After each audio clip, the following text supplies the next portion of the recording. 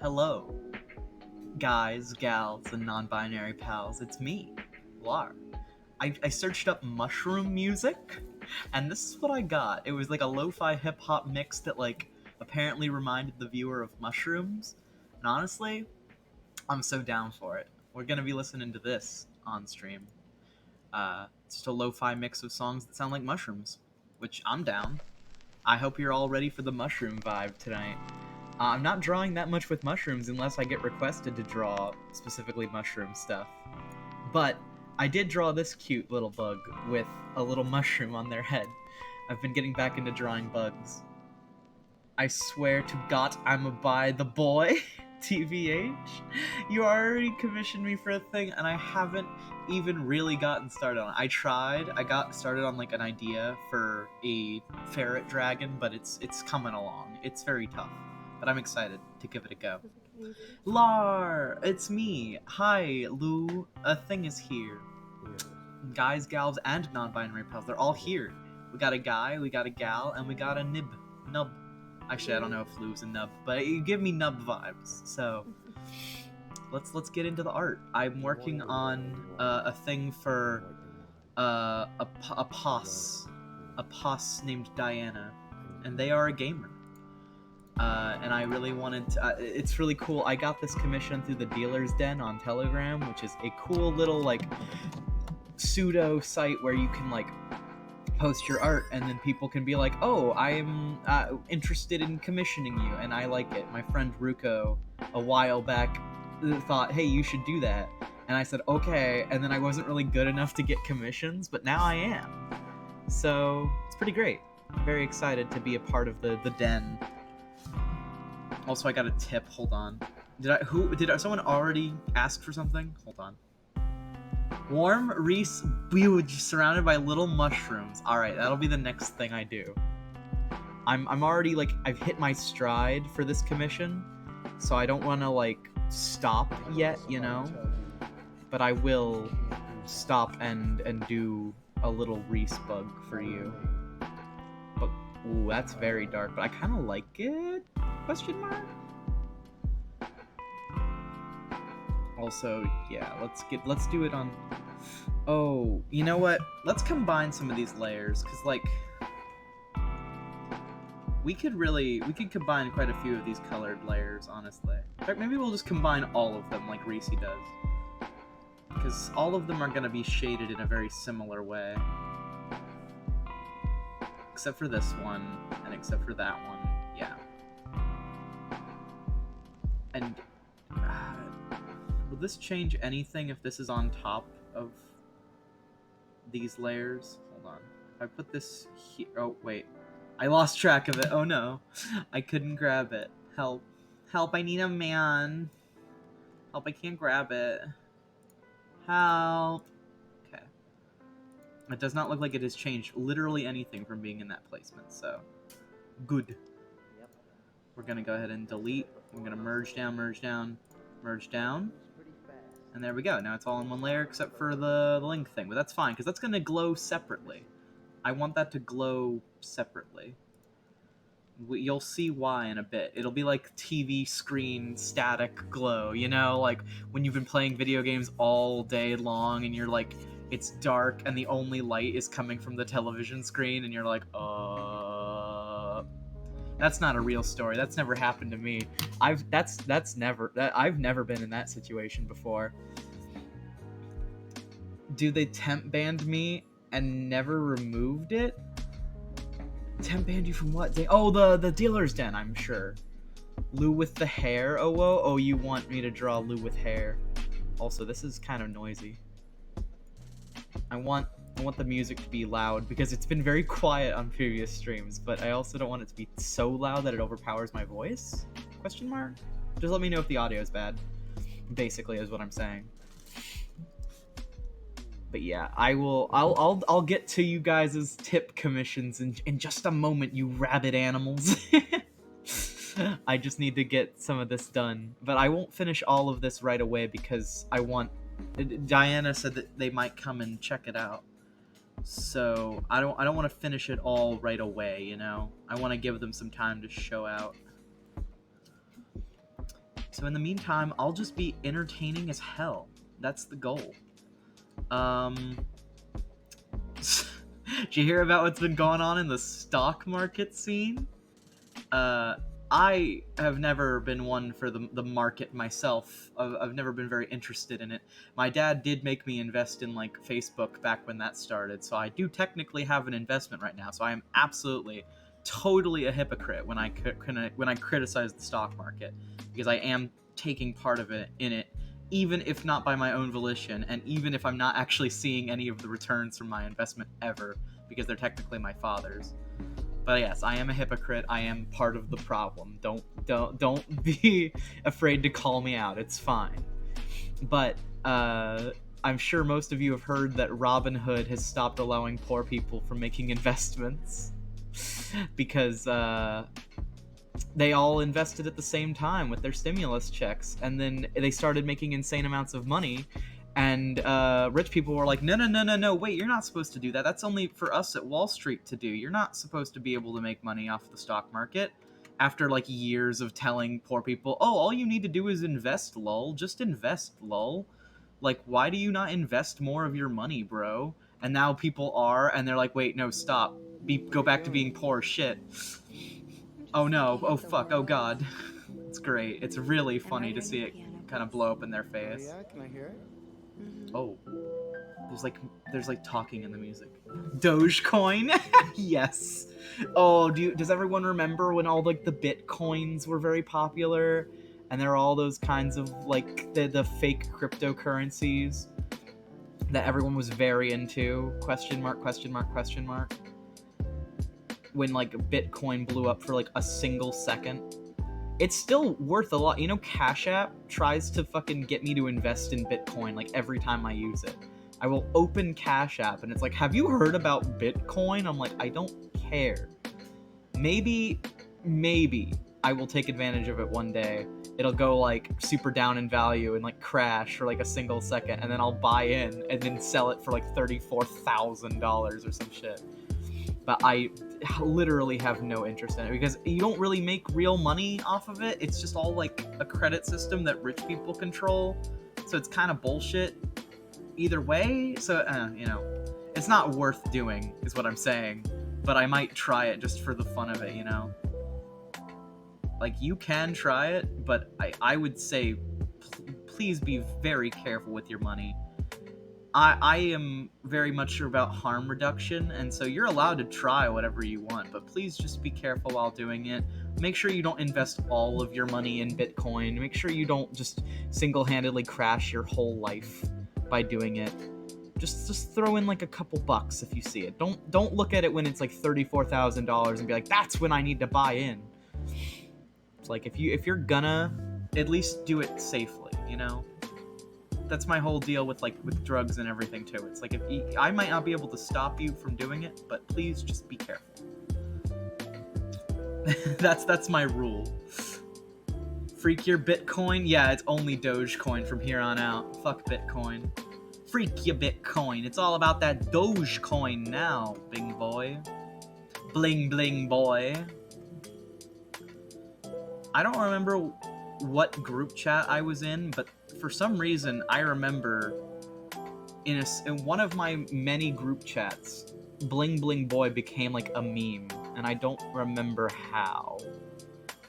One of my my friends was just saying how much they love Bling Bling Boy from Johnny Test, if you're unfamiliar, and we would all make jokes about how she wanted to like date Bling Bling Boy or whatever, and that just kind of became a thing that we would tease about.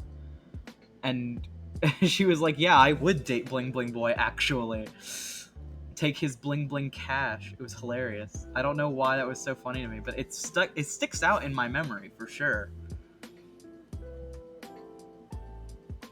Like, it will never fade from my mind that Bling Bling Boy for a brief moment was a meme, at least in my small pitiful friend group.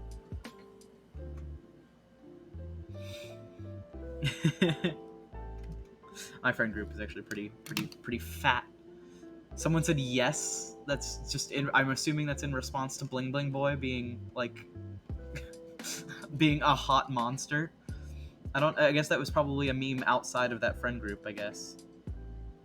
But yeah, Bling Bling Boy for like a hot second was a meme.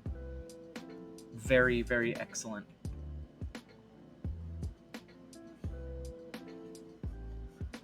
Doing shading like this is always very interesting to me because it's like when you're picking such a small and concentrated light source, it makes it very interesting to try and see how like the light would hit a figure like this, you know?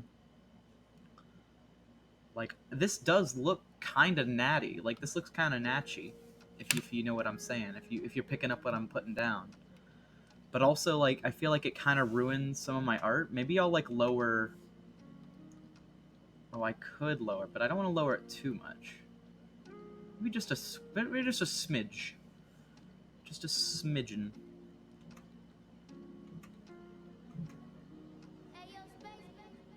All right. After this little bit, let's jump over. I'll think about how to further shade this. Actually, yeah, let's do like a little bit of this shading. Yeah, you know, like hitting the front of the body, like that part of the body, and then like just a bit over the chest here, I suppose. Like it would be covering just a bit based on the reference.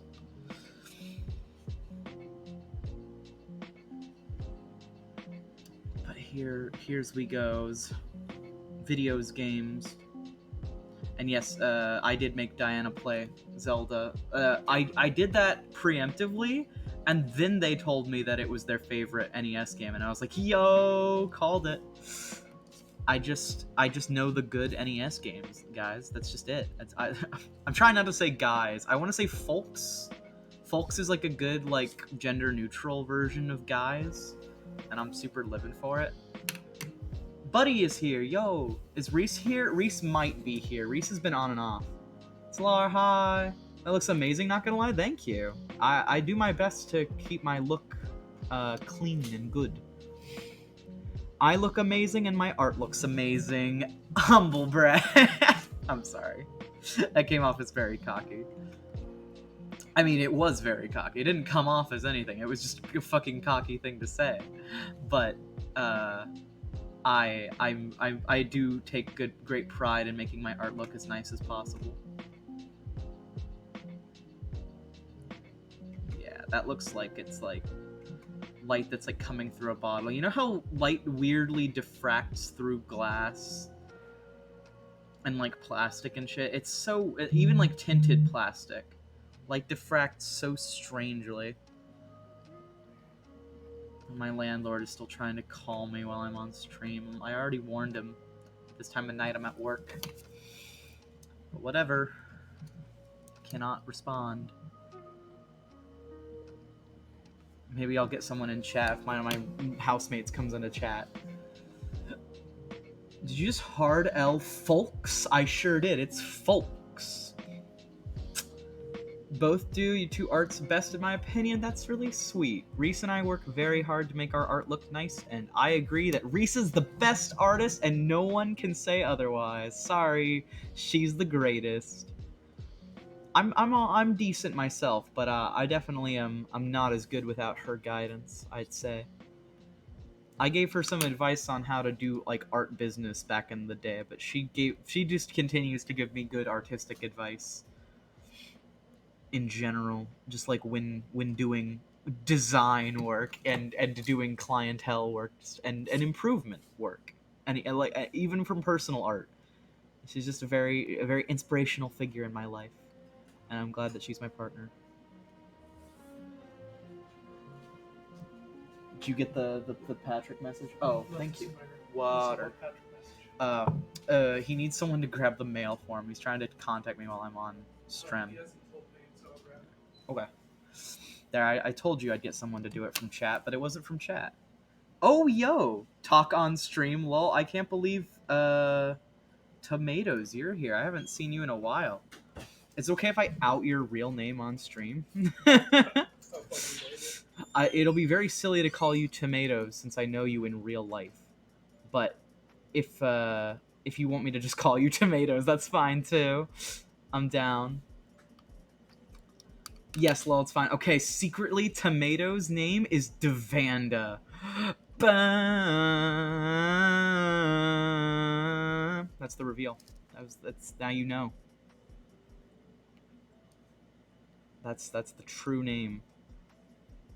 So now everyone can be like, wow, that's a really cool name actually. What the hell? That's cool. Where'd you get a name like that? And they'll probably be like, my mom. I'm thinking, anyways. Been revealed. Oh no, the stress. Oh no, it's like a JoJo's emote. What the hell? I love that. It's got like the graphic like emanating menacing text floating off of it. I dig it. That's excellent. But yes, Tomatoes is a friend of mine in real life. Though we have been separated due to the COVID, as most friends have been. But you know, it's chill. We gotta be responsible for our fellow neighbors this time of year, this time of life. All right, that's enough shading on this for now. I'll take more direct criticism when Diana shows up. But in the meantime, let's do Reese's little commission. In fact, did I get another? No, I got a follow, but I did not get more bits. Nah, it's drinking time. David and Amanda Devanda. It is a sick name. Yeah, I agree. Devanda's a cool name. I like unique names. That's why I like Devanda and Devaney and Lar. They're good names. They're rare. They're like collectible names, you know? Collect a name.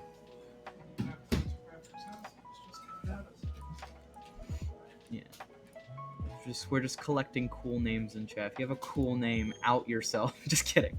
You don't have to tell me your name if you don't want to, especially if it's not your current name.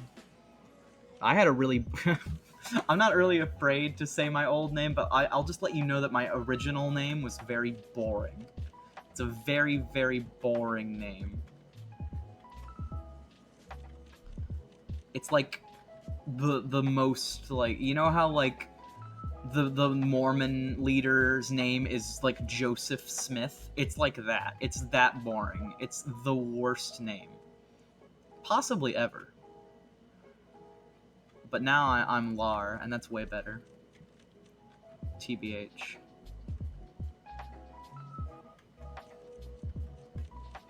How do I do like a little, little Reese shape?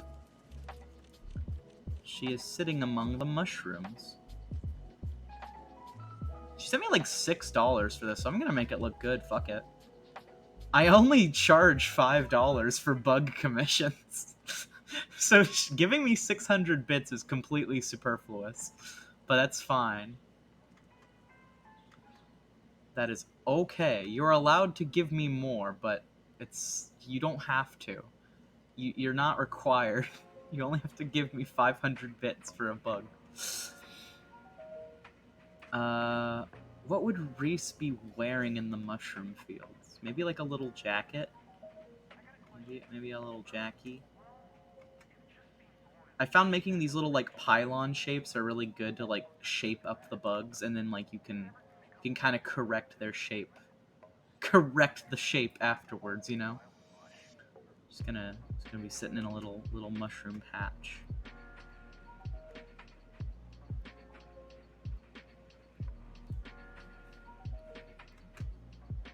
They are growing around her. They are sprouting. Tiny baby mushroom. Like little ones to accompany the big ones from their like spores. You know how mushrooms do that, where they make like a bunch of little babies around them? And they sprout up like just as fast because mushrooms are fungi and they travel in really cool and interesting ways. Have you ever heard of the term like walking fungi? Like, that's not just an Earthbound thing. That's not just the mobile sprout or anything, or the Ramblin' Evil Mushroom. There's actually a term called, like, walking fungi, and it's for, like, when mushrooms move in, like, a group together. It's really cool. I had never heard of it until quite recently, but it is very interesting. I bet Reese is freaking out about how cute the tiny mushrooms are. Oh no, about froggy boots. Nakey Reese? No. I'm gonna draw her in a little outfit. Tip your artists. Dead AF. Just like Jesus. Froggy boots. Yes, we're gonna draw fruits. Full-bodied fruits.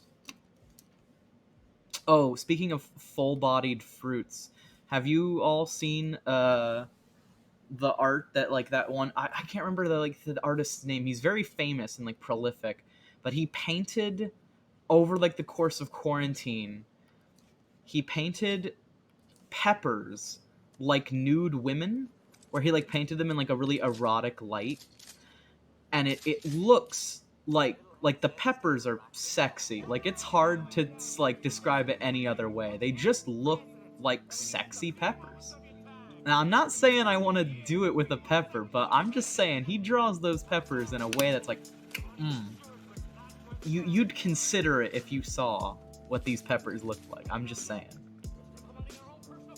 But you probably shouldn't put any of your genital parts near a pepper. That's my advice to you, is don't put your bits in spicy objects. It's not a good idea. It's just generally, like, a good bit of advice. That's my advice to you. Just don't do that. It's a bad idea. There we go. That's the sketch, and now we can make it look cash. She is about to be mushroomized. Reese can be wearing the Lart hoodie, I'm thinking. That would be perfect for, like, mushroom situation. Are you a kid? I can tell because you're wearing a striped shirt. Everyone remember that funny reference? I just read it yesterday, so it's fresh in my mind. There, we got froggy boots, and we got mushrooms, and we got Reese. It's perfect. It's a perfect day. Let's make it look nice now. Hold on, I gotta read chat. Do not stick the things near the pepper. Put them in the spicy spots. No, don't do that. No, don't. Oh no. No one put your bits near spicy objects. It's bad. It's gonna hurt. It hurts your body. You don't understand. You can't be doing that to yourself. I mean, maybe if you get some, like, weird, like, masochism out of it, you know what? I'm gonna stop it right there. I could go on, but I think I'm gonna play it smart and not get DMCA banned from Twitch just ahead of time, you know? Sometimes you think about what you're gonna say in your head, and then you realize that it's not DMCA friendly, and you're probably gonna get flagged on YouTube when this goes up, and then you stop saying words. You could say that that's censorship, but it's also, like, probably just a good idea not to say shit like that on a platform where people can record what I say and clip it for a month. So I'll stick with my brain on that one, on that decision. Don't give Lou ideas. Horny bold. Oh, okay, gotta go. I hope you're back soon. That's the point. Oh no. I hope we'll see you soon, Reese. Love you. Have fun dinner and movie with your parents. Reese's father has been coming home earlier and earlier lately. Or, like, later? And we were, yeah, because I stream late now, but her father's been coming home later. So she's kind of, like, obligated to go eat dinner with all of them pretty late at night. But we'll finish this for her in her stead while she's gone. If it wasn't obvious from the tip jar Lar, one, you can tip me with bits or over my PayPal, and I will draw you some fun stuff. I can draw you as a bug or whatever you want, and I'll draw. We could do mushroom themed art if you wanted to tonight, because that's kind of the vibe that I've set up. Mushroom vibes. But you can also go subscribe to Reese's Patreon or mine or one or the other or both if you're really just a suspiciously wealthy furry. Or you can not and just keep watching the stream. That's also very much appreciated. You don't have to support me monetarily. I appreciate any support anyone's willing to give. It's very kind for people to come and show out for someone who's marginally small in the state of the world, but I'm okay with being small today.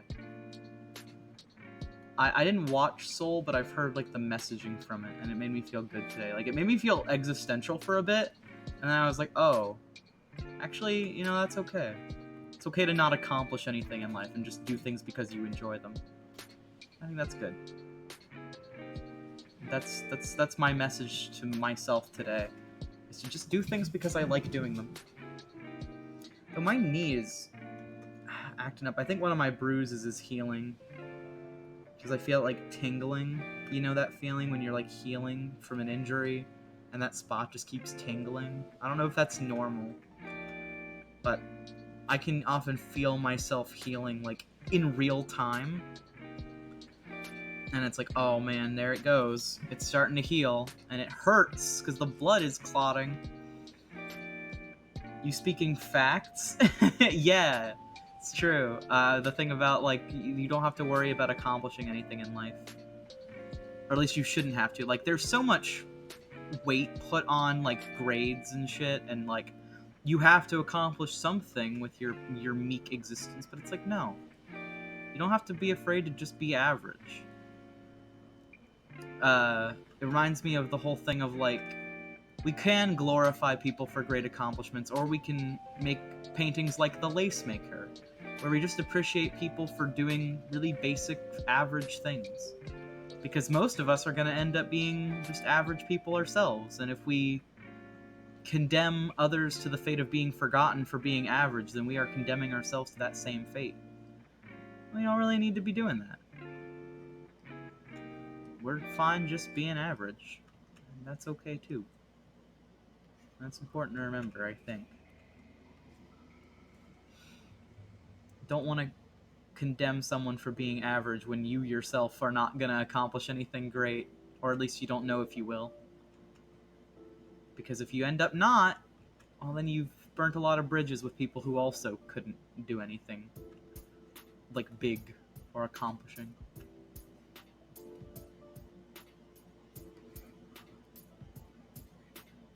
Just generally be kind, you know? Don't hold people to a higher standard than you would hold yourself. Or even don't bother holding people to preconceived standards at all. That'd be a cool thing too. If you didn't do that, that'd be cool. But I guess that's up to you. Just got a good income, that's fine too. Just enjoying a good life with a fair amount of money, that's fine. Like, ideally, there wouldn't be money, in my opinion, because I like stateless, moneyless societies, but whatever. But if all you have is, like, between, like, 5 and 10,000 in the bank, and you're just vibing, doing your best to survive, like, I don't know, I feel like that's fine.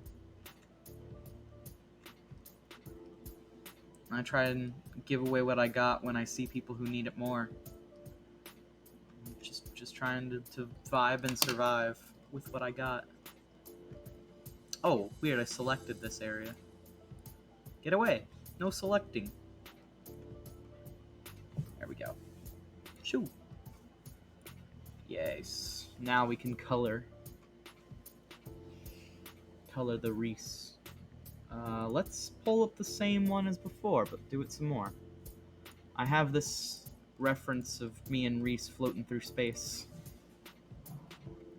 Oh, it's in stuff I like, not in my own work.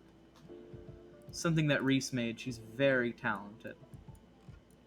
And I love her. Everyone go commission her. She's amazing. She's an incredible puppy. Papooey dog. You were so cute. I was 4 years old. It's different now. Oh, there's a lot of talking in this song. I don't like a lot of talking backing tracks because I feel like they're trying to they're trying to speak over me on my stream. I know that's not what's happening, but I'm just like so expecting to being spoken over. I'm like, what? This is my stream. You can't talk over me on my stream. Song. Well, I dedicated myself to the mushroom vibe, so doggone it, we're gonna keep the mushrooms going. Mushroom vibe will remain. Speak absolute facts, you're such a wonderful person. So happy to be following you. Such a positive influence. That's really sweet. Oh my goodness. I don't know if I remember seeing you around, Cosmic Twink, but I'm glad to see you here. It's a very silly and fun name. I like it. I try my best to cultivate an audience around views that I already have. Like, not to be like, I want to make an echo chamber, but you know, I'd rather not have like rude people following me, you know? It's nice to have audience members who are just down to vibe with you and then talk about stuff like this. Also, if you have any art questions, I'm down to answer too. Reese did that on the last stream. It was really cool. She got to talk about her process a bit and like how she does commissions. And that's really cool. So if you've got any questions about that stuff, that's probably the only thing I'm qualified to talk about. Like, I would say I'm kind of politically qualified, but I'm politically qualified in the way that, like, all people who criticize the current system we're under are qualified to talk about it, you know? So it's like, I'm not special in being able to talk about these problems. I'm just kind of knowledgeable. a little bit. A touch. A teens. A hair. But if you've got more artistic-related questions, that is my specialty. So, you know. It's my first time watching your stream, but I follow you on Insta and recently commissioned. Oh, I should have been able to tell by the heart emoji with like the little drip at the bottom. Right. Well, I'm very glad your commission came out really lovely, and I appreciate that art a lot. I've been trying to collect more art for me and Reese Puff because we just like to have like a lot of art of our characters, and I like to try and find new artists, like people who are new to the scene that are trying to get started, and like give them some of my money because I'm starting to actually be able to make this my job, and I would like other artists who are trying to make this their job as well kind of be able to have that take off. When I can, I open a bunch of like of my friends' streams and background tabs of my internet browser, and I just let them play. Sometimes I can't watch them all at the same time, but I can like give them my support by boosting the numbers, you know? I know it's not the most like genuine like, oh wow, I'm in their chat and giving them constant like feedback, but it's like, it's what I can do. I got a lot of people I gotta take care of, and I want to look out for and try and help. So when I see like new artists who are being like, hey, here's I have not done commissions before, I'm starting out, I'll be like, yeah, sure, let's go for it. Here's some of the stuff I've accumulated over time. It's not much, but I can give away some of my money and get cool art for me and my partner, and it's fun. I don't know. I like commissioning new artists, and I also like commissioning like experienced artists, but a lot of them are very expensive, which is fine. Like, I'm not trying to be like, oh wow, they're too expensive, but like, I am not a suspiciously wealthy furry. I'm a suspiciously poor furry. So I can't always be dropping a ton of money on art, and that's why I make my own art and sell it. But when I can, I will, in order to try and support my local artists and my friends, if possible.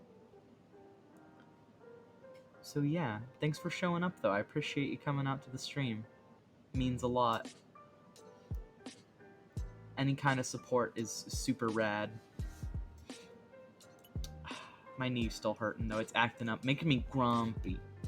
I don't want to be grumpy on stream, but I'm gonna be grumpy a little bit because it's twitching at me, you know? It's tingly. If I stretch you out, will you be happy? I'm gonna see if that helps it at all. It's still tingling, but it's not tingling as badly, it seems. So hopefully that made it happy. Happy. Okay. Now we've got the baby's fundamental essentials here. We got the three main colors of Reese. We've got the light brown, the brown, and the dark brown. That's the three fundamental Reese Puff colors. If you're ever drawing Reese, you've got the chocolate, the dark chocolate, and the white chocolate. That's the three colors. The only colors... Reese and I like making jokes like that where it's like, I may be dumb. The only colors. This is the only Twitch channel. Yeah, it is. Just so you know. Now you know. This is the only Twitch channel.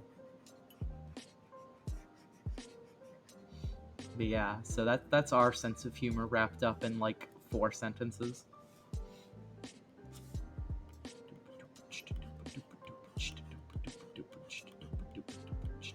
There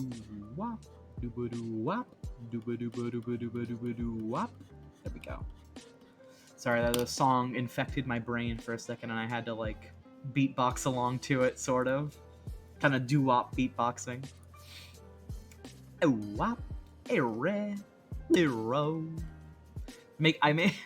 Reese and I had a very cute creative exercise today where I would make sounds for her and then she would draw little Lars that like encompassed the sounds I was making. And it was tremendously cute. She made some incredible little drawings. And they are just too cute for my soul. Too cute for this world. I did like a little kaboom sound from like Wind Waker, and she made it into an incredibly cute little Lar, just doing little explosion sounds. I thought she'd draw Lar like being a bomb, but instead she just made it like me making a sound. So that cute as fuck, yeah. And I got a HMMP. But yeah, this is the sounds thing is a lot of fun. I like that kind of stuff. It's cute junk. Alright, let's do... My striped sweater is like a weird blend sweater, so I'm just gonna separate it into very obvious stripes to make it easier on myself. But it just know that in real life, it's actually quite a few different colors blended together. And it's really hard to separate them into distinguishable stripes. But it's still really cool, and I like it a lot.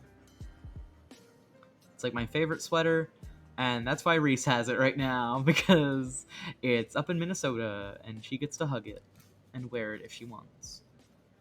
She did help sew it, so it's, you know, it's like our shared property, because she did like most of the work in making it wearable again. It was in like patches. When I gave it to her, it was like just in pieces. She was like, I will sew it back together, and then she did, because she's incredible. She has incredible skill when it comes to sewing. It's a very powerful sewer.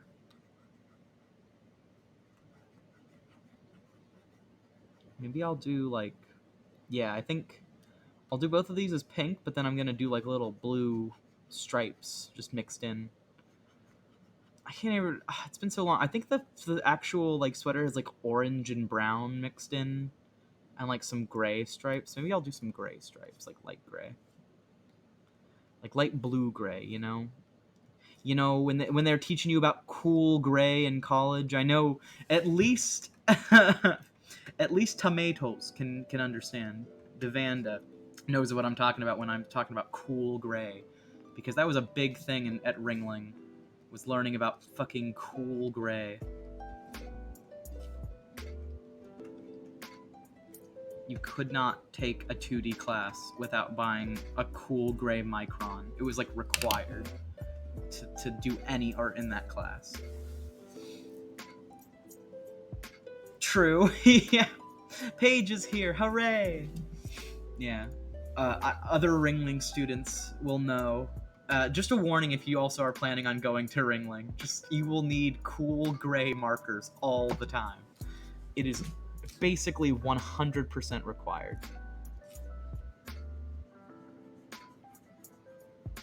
That's my gift to you. I'm like telling you an Easter egg in a video game before you start playing it, so that you can pretend like I gave you that Easter egg. I've had a couple friends do that to me where they'll be like, "Oh, you can find extra food at this place before you get hungry on the first night of this game. Go find it. Just pretend I left it for you." I think that's cute. That's my fave. It's like, I left that gift for you. It's like, oh, you did, because I don't know who else could have done it. Minecraft be like. Or paints? Oh, true. You will need a lot of paints at Ringling. And it sucked because I was super bad at painting while I was there. And now I actually enjoy painting, which is like, thanks, brain. Now I like painting after I've already fucking flunked out. Now you decide to make your fucking hyperfixation the thing that I was bad at. Cool. No, I'm not salty. No, I don't feel bad at all. No, I'm glad. Thanks, brain. Now I'm spending money on paints voluntarily. Like some kind of disturbing gremlin who thinks that's important. Some kind of worthless piss hound. But yeah, no, I actually do quite enjoy. I've been doing a lot more watercolor lately, and I'm genuinely considering opening like watercolor commissions. I don't know how well they'd go over though, so I'd have to like send them to people, and that shipping is a lot of money, so I would have to like charge a lot extra for doing that kind of commission, and I just don't know how well that is going to go over with my audience, because I already barely get people willing to buy shit that's more than like $15. Not to dunk on my audience, I have a very nice and supportive audience, but I would say most of my followers will not buy a YCH from me unless it is literally like less than $20. If it is any more than that, it's considered fouled, cursed, tainted even by my greed. Which, I mean, I understand.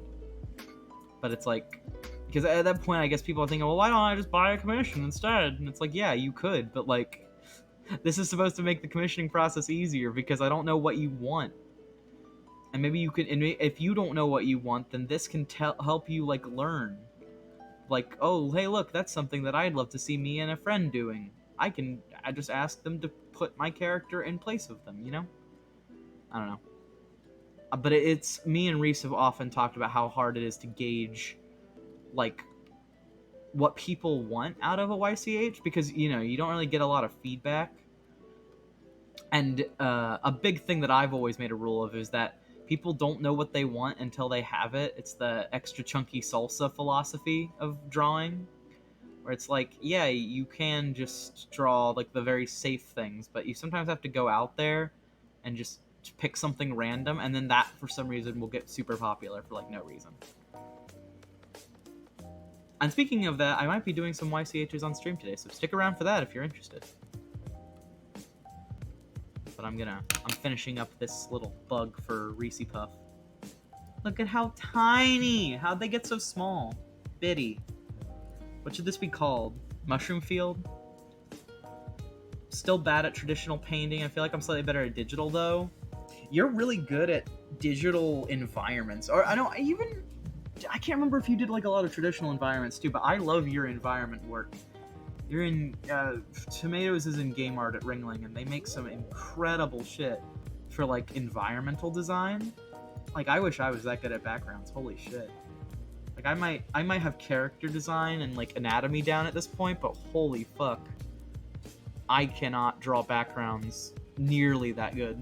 I don't have that kind of grasp on perspective for, like, I have a good grasp on perspective for like angles of a portrait. Like, I think I did this pretty well, and like I think I do anatomy pretty well in general. But when it comes to backgrounds, I'm very weak. I'm very poor at backgrounds. So yeah, I'm gonna write up some text. Mushroom field.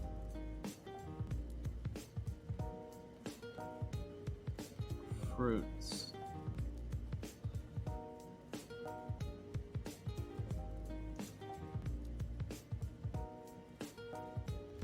There we go. Little frog.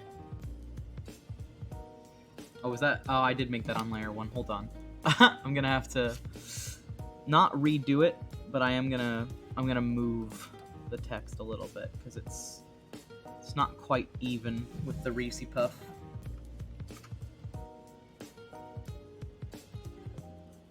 Like that, kinda. There we go. Now it's all centered, it looks like. I hope that's centered. Mushroom field. There we go. Perfect. Perfect! It's the best drawing I've ever made. Nothing better could be made. Hold on. Gotta export it as a PNG or I will forget. I always forget. You know I forget. It happens. Oh, thanks, dude. Yeah, no worries. No, all my friends are very good at art. And everyone's good at, like, a different field of art, so I'm never, like, super jealous anymore. Like, I used to be really jealous when I was just bad at art in general. But now I feel like I've kind of mastered a skill, or, like, an aspect of art, so I'm not nearly as afraid to, like, compliment people. Because I remember when I was jealous, I was always afraid to compliment people, because I'm like, am I conceding that I'm worse at art than this person? But, like, now I'm just willing, like, yeah, no, I suck at some aspects, lol. Like, I'm good at some bits of art, like anatomy and shit, but man, when it comes to design of, like, backgrounds, and when it comes to, like, logo design and stuff like that, I flunk.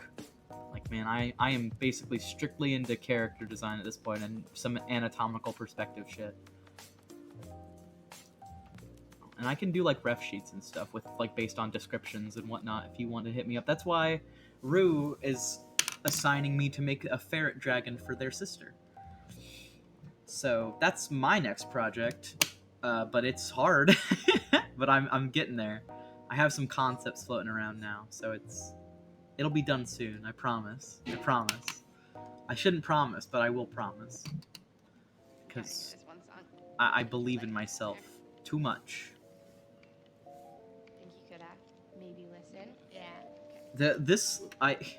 The person talking in the song reminded me of, like, the lady from The Vine. It's like, you just have to say that you're fine when you're not really fine. That voice sounded so much like that for some reason.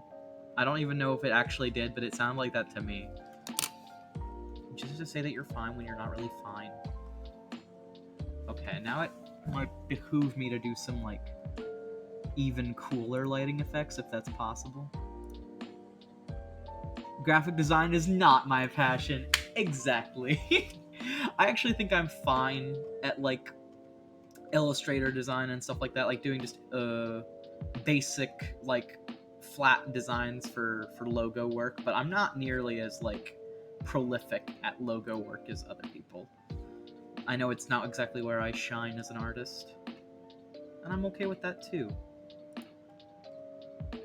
Sometimes it's okay not to shine at every aspect of art. Sometimes you just have to be happy with what you've got.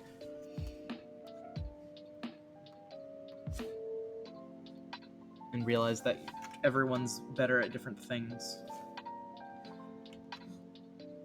I do like to think of myself as kind of a jack of all trades, master of none, but I don't know if I'm quite there yet, you know? I can do a little bit of everything, but I'm not... I don't know if I'm good enough at any of those things to even say that I could be a jack of all trades for them. I don't know. It's a hard thing to kind of discuss in a way. I don't know. Like, because I don't want to come off as too cocky. Like, I like making jokes like I'm cocky. Like, haha, I'm so good at art. I'm so good at everything. Like, haha, come watch me do this thing I'm amazing at. But, like, I know I'm not, like, a god or anything, you know? I don't know. I just think I specialize well in certain aspects of art and Lart.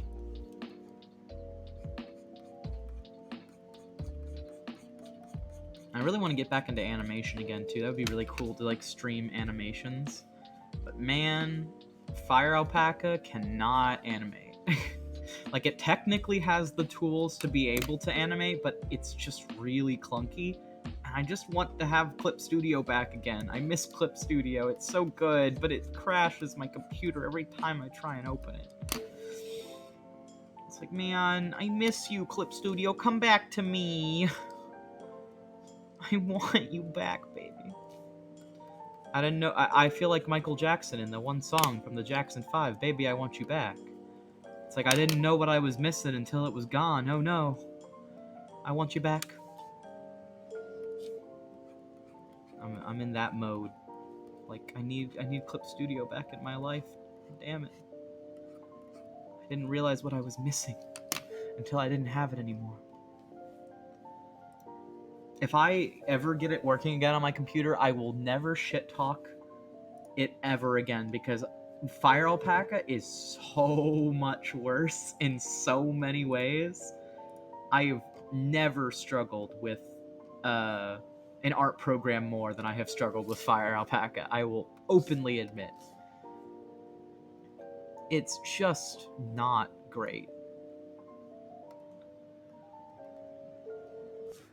Yes, everything is fine. You have nothing to do with it. What if I did like a... With what I that's kind of trying to crash my computer. everything in color. But yeah, so no, if I ever get Clip Studio again, I will just make it... I will swear an oath to never shit talk it again. Never complain about it ever again. Because no matter how bad it gets, it can never be as bad as this program.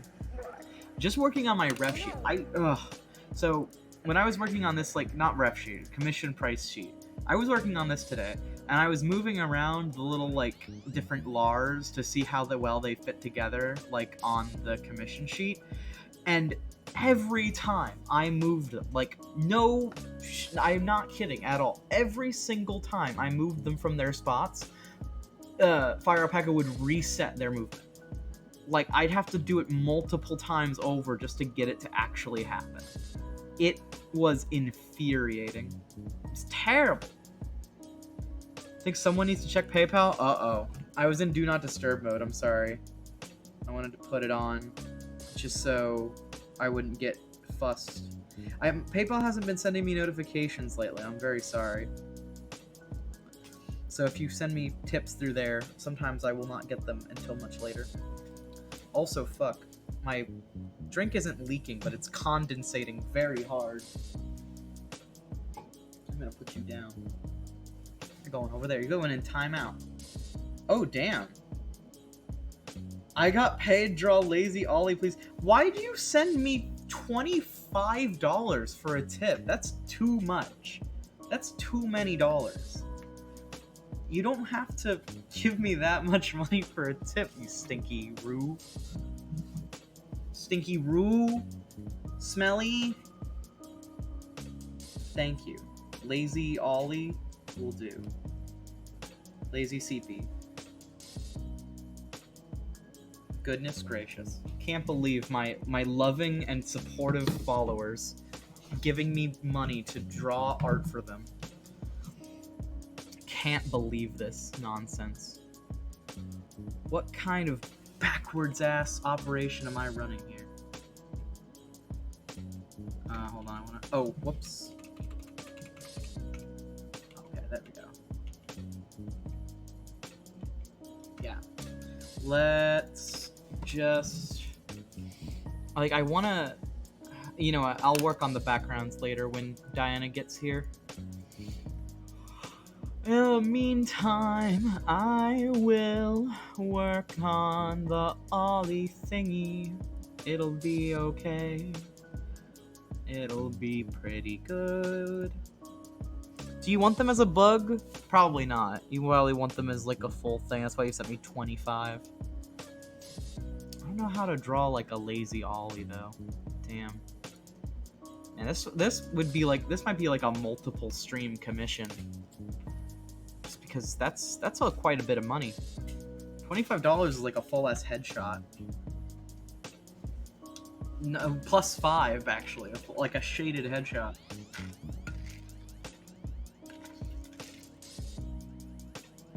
Hold on, I'm sipping. I'm gonna visualize it in my mind while I sip.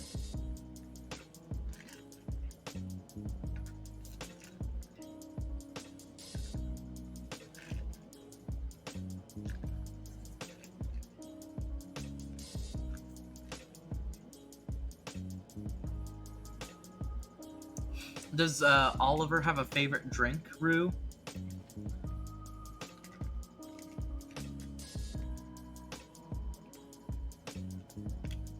Oh, damn.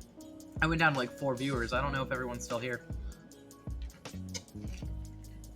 My phone says I have 8 viewers, but my computer says I have 4, which is usually more accurate. I like tea. Okay.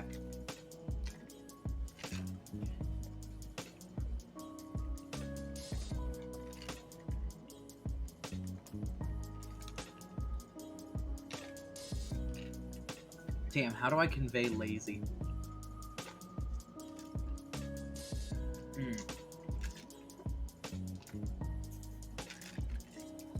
I think I know.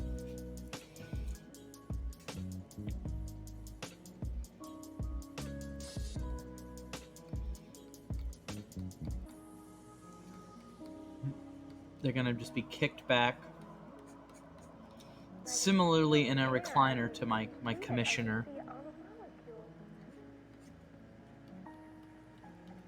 But they're not gonna be a gamer unless you want to be playing a game. But I think I'm gonna have like tea and crumpets. No, I'm just kidding. Tea and book. Father, I cannot click the book. If you weren't here, and if nobody else, yes, everything is fine. You have nothing. Father, book clicking is not available in this region. What I am. I'm gonna use that if I ever get a NordVPN sponsorship. Father, I cannot click the book. I'm region locked. This book is not clickable. Don't worry, son. That's why we have NordVPN. Express, Surfshark, all these different VPNs that could possibly ever sponsor me. Maybe. Never. Probably never, but possibly.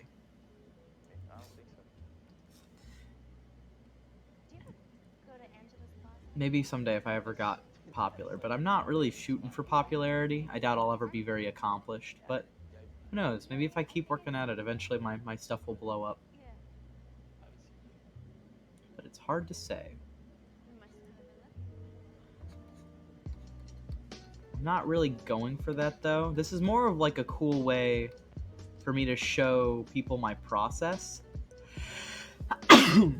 I find that clients really enjoy my art more when they can watch me create it a lot of the time. Especially people who commission me and are interested in like seeing my work. They're like, oh shit, I want to like see them make a shit. And I'll be like, yeah, I'm gonna make it. I'm gonna make some stuff. Come watch. And then they do, and it's cool.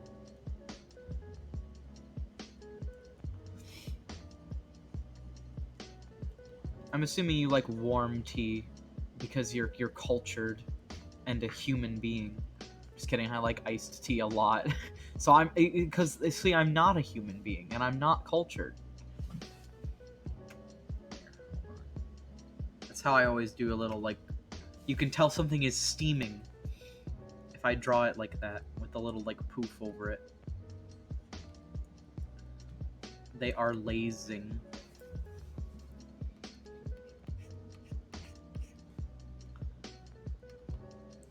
Because I don't really believe in being lazy. I know this is gonna sound incredibly pretentious, but like, I don't know.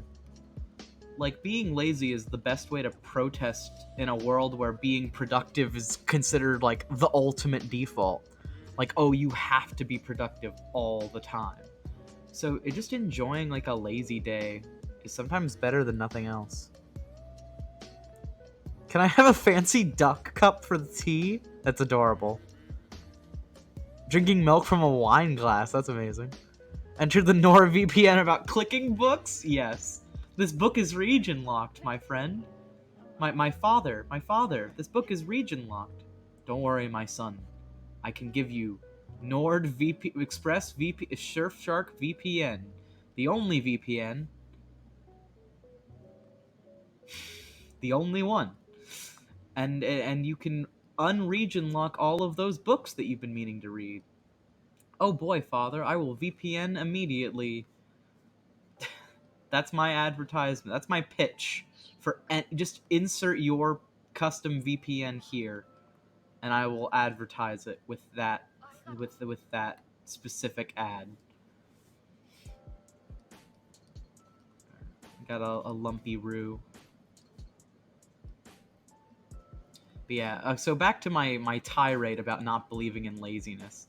But like, I personally, like, you can be lazing, like enjoying like a day and like lazing about the house, but I don't think people are just like lazy or productive. Like, you can be both. Just depends on the day. And sometimes when like the world wants you to be productive no matter what and tells you that you only have value because you are productive, sometimes saying fuck that, I'm not productive, is the best way to, protest. Be like, yeah, no, I don't want to be productive today. I'm gonna just enjoy being lazy today and not just follow along with this bullshit about how I have to be productive all the time. Now I'm kind of a hypocrite because I've been lately just going on fucking insane art like dumps where I will just do a shit ton of art all at once, which is not very healthy for me, and I really need to like stop it. I've been trying to wean myself off of doing it so frequently because while I do love having the commission work and having the money to live, I do got to take time for myself in order to do stuff that I enjoy. Like, I skipped running 2 days in a row one time because I was just doing art. And I love running. I love running every day. So I gotta, like, make time to do stuff that I want to, It's important. And that's something that everyone should take to heart, is, like, you can be productive, as productive as you want to be. But just make sure you're not overworking yourself either.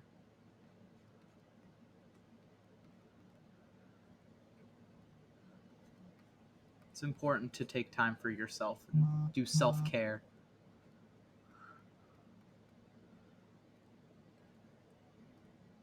Eh. Eh. Oh man, I'm just now learning that I don't know how to draw crossed legs. Oh fuck, oh shit. Well, I'm learning today. I just realized. Also, my song ran out. Hold on, we're gonna go find more mushroom music. Caden, Wine Glass Milk Boy, says, "You're epic." Thank you. I am epic, and you're epic. Oh wow, another Rue? I'm here for literally 5 seconds. Say I'll be gone for probably most of the stream. Aw. Dad wants to watch the Tiger King. Nice. Relaxing mushroom music. This does say instrumental dub coffee shop. So, don't know what that means, but we're going to find out together on this journey of discovery. I'm glad you're on this journey with me, friends, families, enemies, frenemies, and true enemies, arch nemesis, arch nemesis.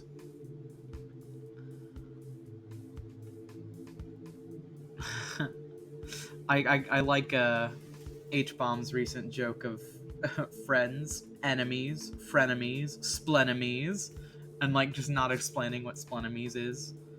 It's like, uh-oh, what does that mean? Splurge enemies? What is a splenemy? I must know. Wow, this foot looks real bad. This is like a Rob Leifeld foot. Wait, oh man, I might have to explain that. Does everyone know who Rob Leifeld is? Literally so cute. I wish I could see it finished. Oh, true. Possums and potatoes. Leggies. Gave leggy advice. Oh. Leggy points right, thigh envelops a round leg. Oh, good to know. Oh, good to know. Yes, thank you.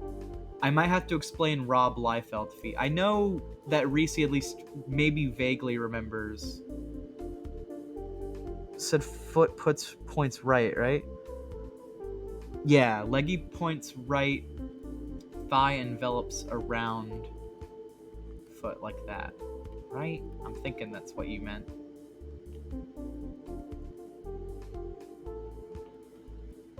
I'm hoping. It's already looking a little bit more anatomically correct. So I'm assuming this is what she meant. And then you can kind of see like the shin behind it. Yeah, that's looking better. Sorry, anatomy is dumb. No, you get it. That looks way better, honestly. That's very serious. But no, fucking Rob Liefeld is a comic artist who's very, very bad at his job. And I don't feel bad about dunking on him because he's like a mega misogynist and really terrible and draws women like fucking Barbie dolls all the time. He's like a terrible guy, but he cannot draw feet for his life, and it is incredibly funny to watch him try. And when I draw terrible feet, I just can't help but remark like, "Oh man, that's a Rob Liefeld foot."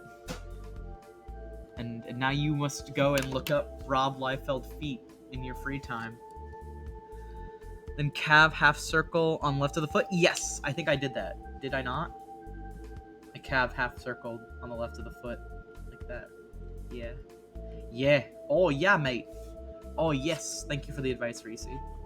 Very helpful. Yes. Oh yes. Much better, leggy.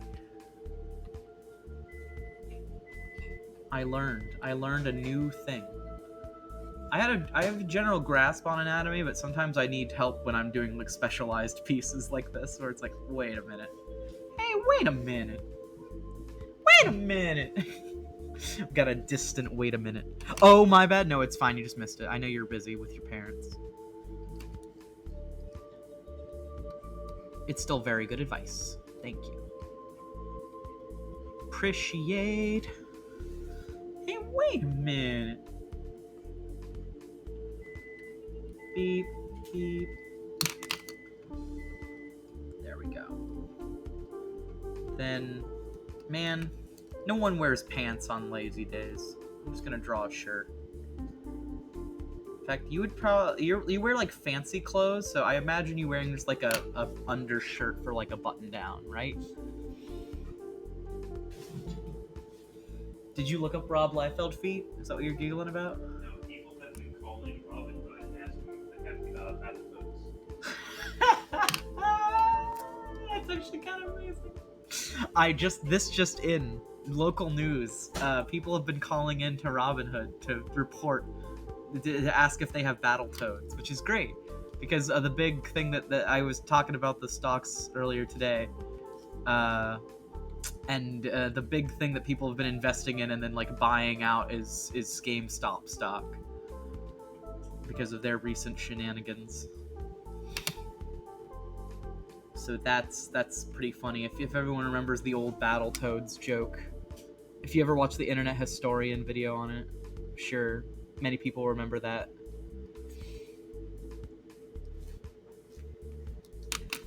Legendary moments in history. And then wait, we gotta have the duck mug.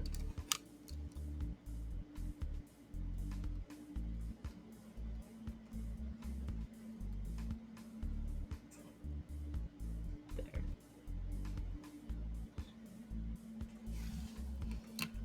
It's a little KK flip note. A cup. You know? Yeah, everyone knows that animator. Makes you game better. Markiplier approved. Gamers don't wear pants. It's true. I think Google is trying to silence you. Your stream didn't come up and I had to work around it. Oh boy. Google is censoring me. They know I'm an Antifa super soldier. They're trying to silence my messaging to the world. About furry feet.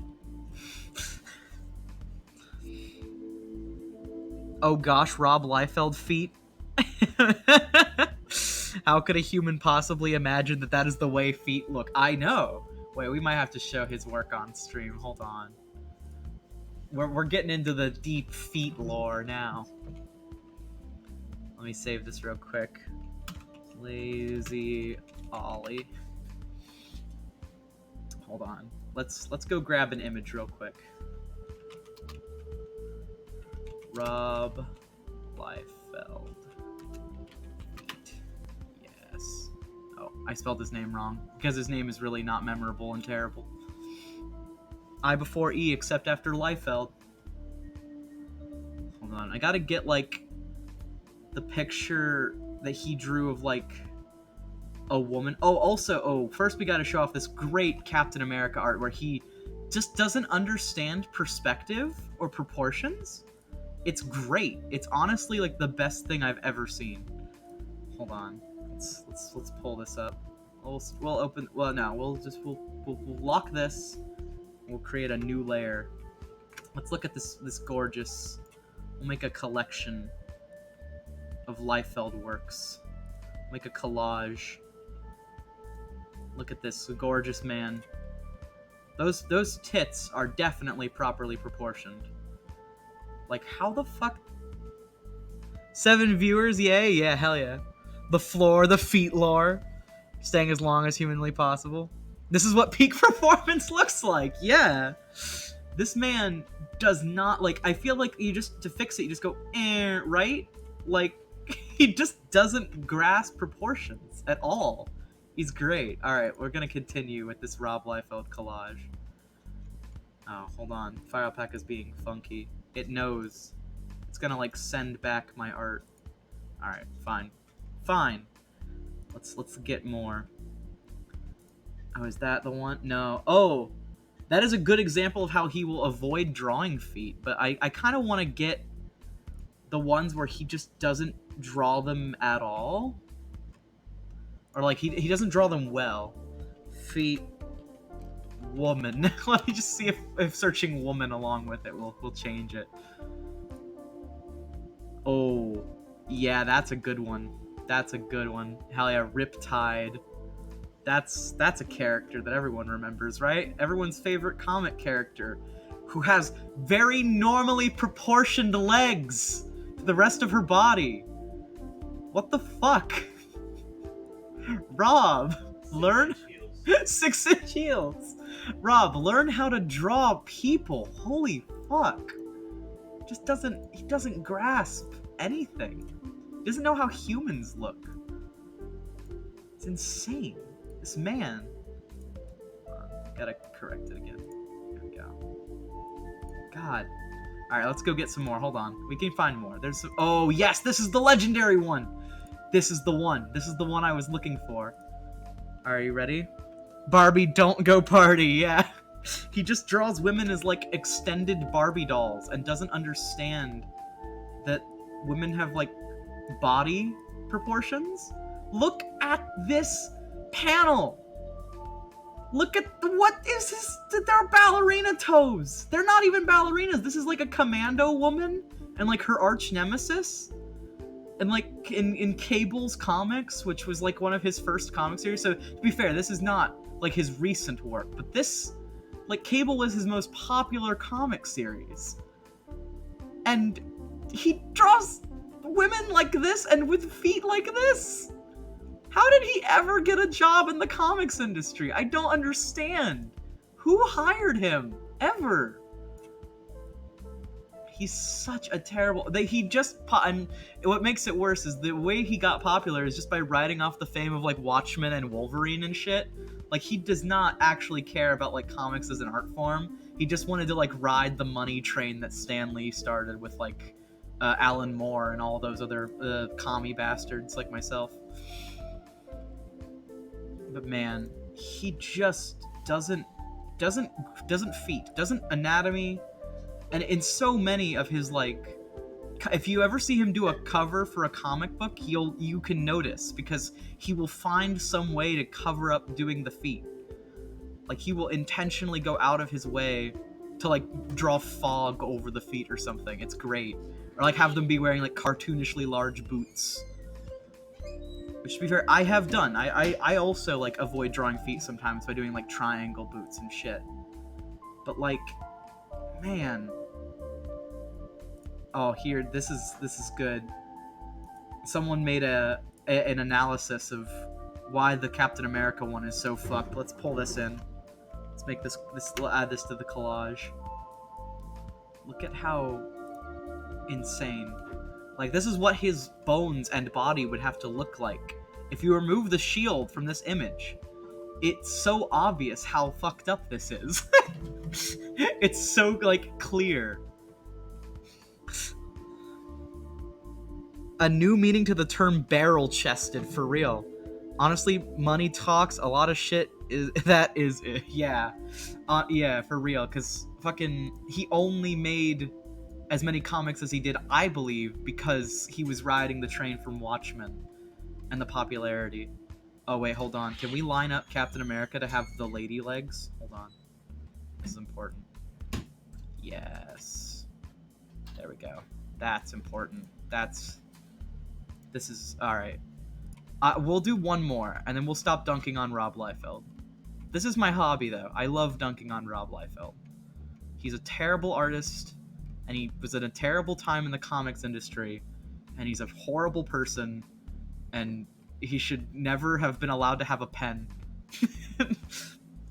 He's the only kid who I would like go back in time and tell them they're bad at art in high school to get them to stop. Everyone else, do art, even if it's bad. But if you're just like a shithead misogynist who wants to make just terrible comics to ride the money train, stop. Quit it. Comics can be a very cool art form, but not when you're just interested in making money. Sure, I'm glad my boy Parker didn't turn out that way. Same. Like, yeah. Luckily, a lot of I find that a lot of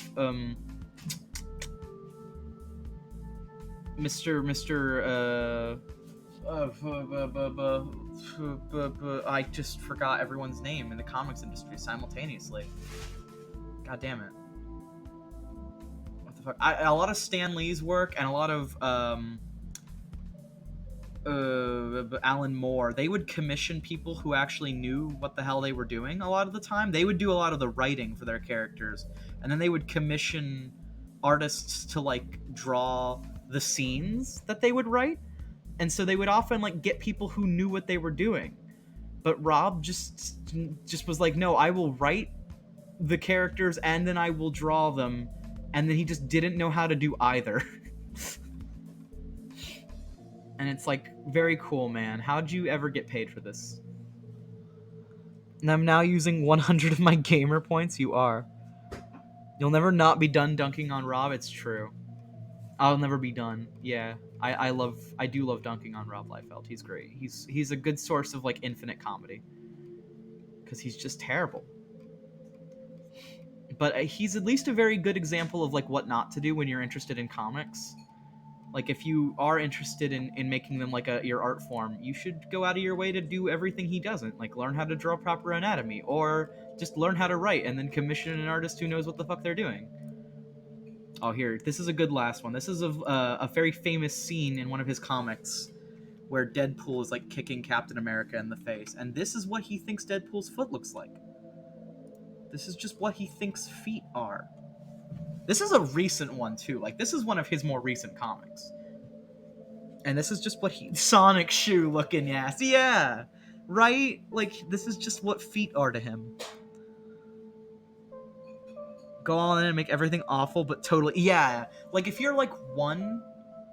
Like, the comic artist One, who wrote One Punch Man and Mob Psycho, and you're just bad at art, but you own the fact that you're bad at art, and you just, like, make it a part of your aesthetic, then that's fine, too. You know, you can work it into your favor as long as you genuinely care about writing a cool story with interesting characters, and not just, I'm writing a story about a cyborg who's very conflicted about the fact that he's a cyborg, and that's Cable. That's the whole story of Cable. He's just very conflicted about the fact that he's half robot. And that's Rob Liefeld. There he goes. This is all you need to know. This collage will teach you. This has been art history with Lart history. We made a beautiful collage here today. Hold on, I feel like this has to come to the forefront. This one's just too important to leave in the background. Yeah. And then Cap, why do you keep moving? I hate Fire Alpaca. I hate it. It's so annoying. There we go. That's just a perfect collage. Now you understand who he is. Just through his art. We gotta show off that foot. That good feet pick. Give it up for day 43 of Rob roasting. I don't think I've done this on stream before, but I like it. I like just taking some time out of my day to dunk on a terrible person. Maybe we'll do that. We'll make it a recurring thing. Or I'll just like point out like one of the Proud Boys or something, and we'll just dunk on them for like an hour and a half. It's a good stream concept. Okay, but back to real art.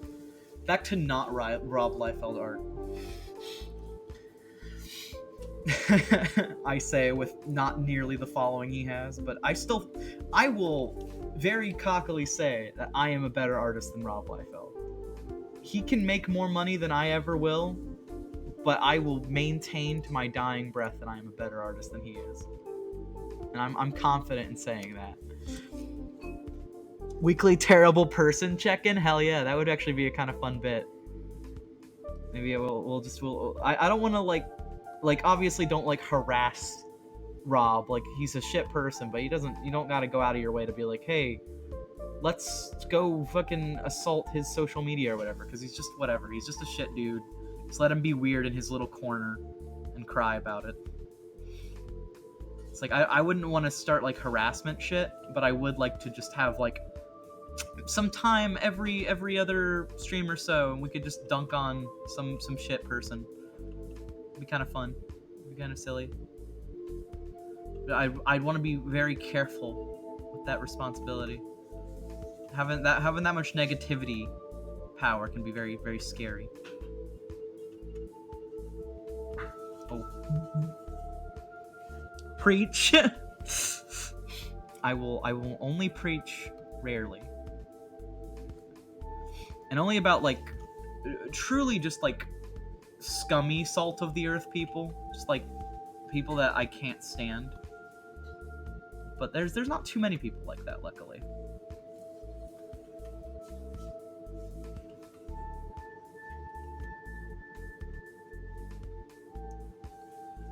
Though we do have some pet peeves in this house. Like Ian and I were chatting about how women, like middle class women, and like it's not just exclusively them, but it is very common to see like middle and upper class folk coming around with like bottles of water that have like the amount of cups of water they have left to drink in their day. Like, haha, I need my 8 a day.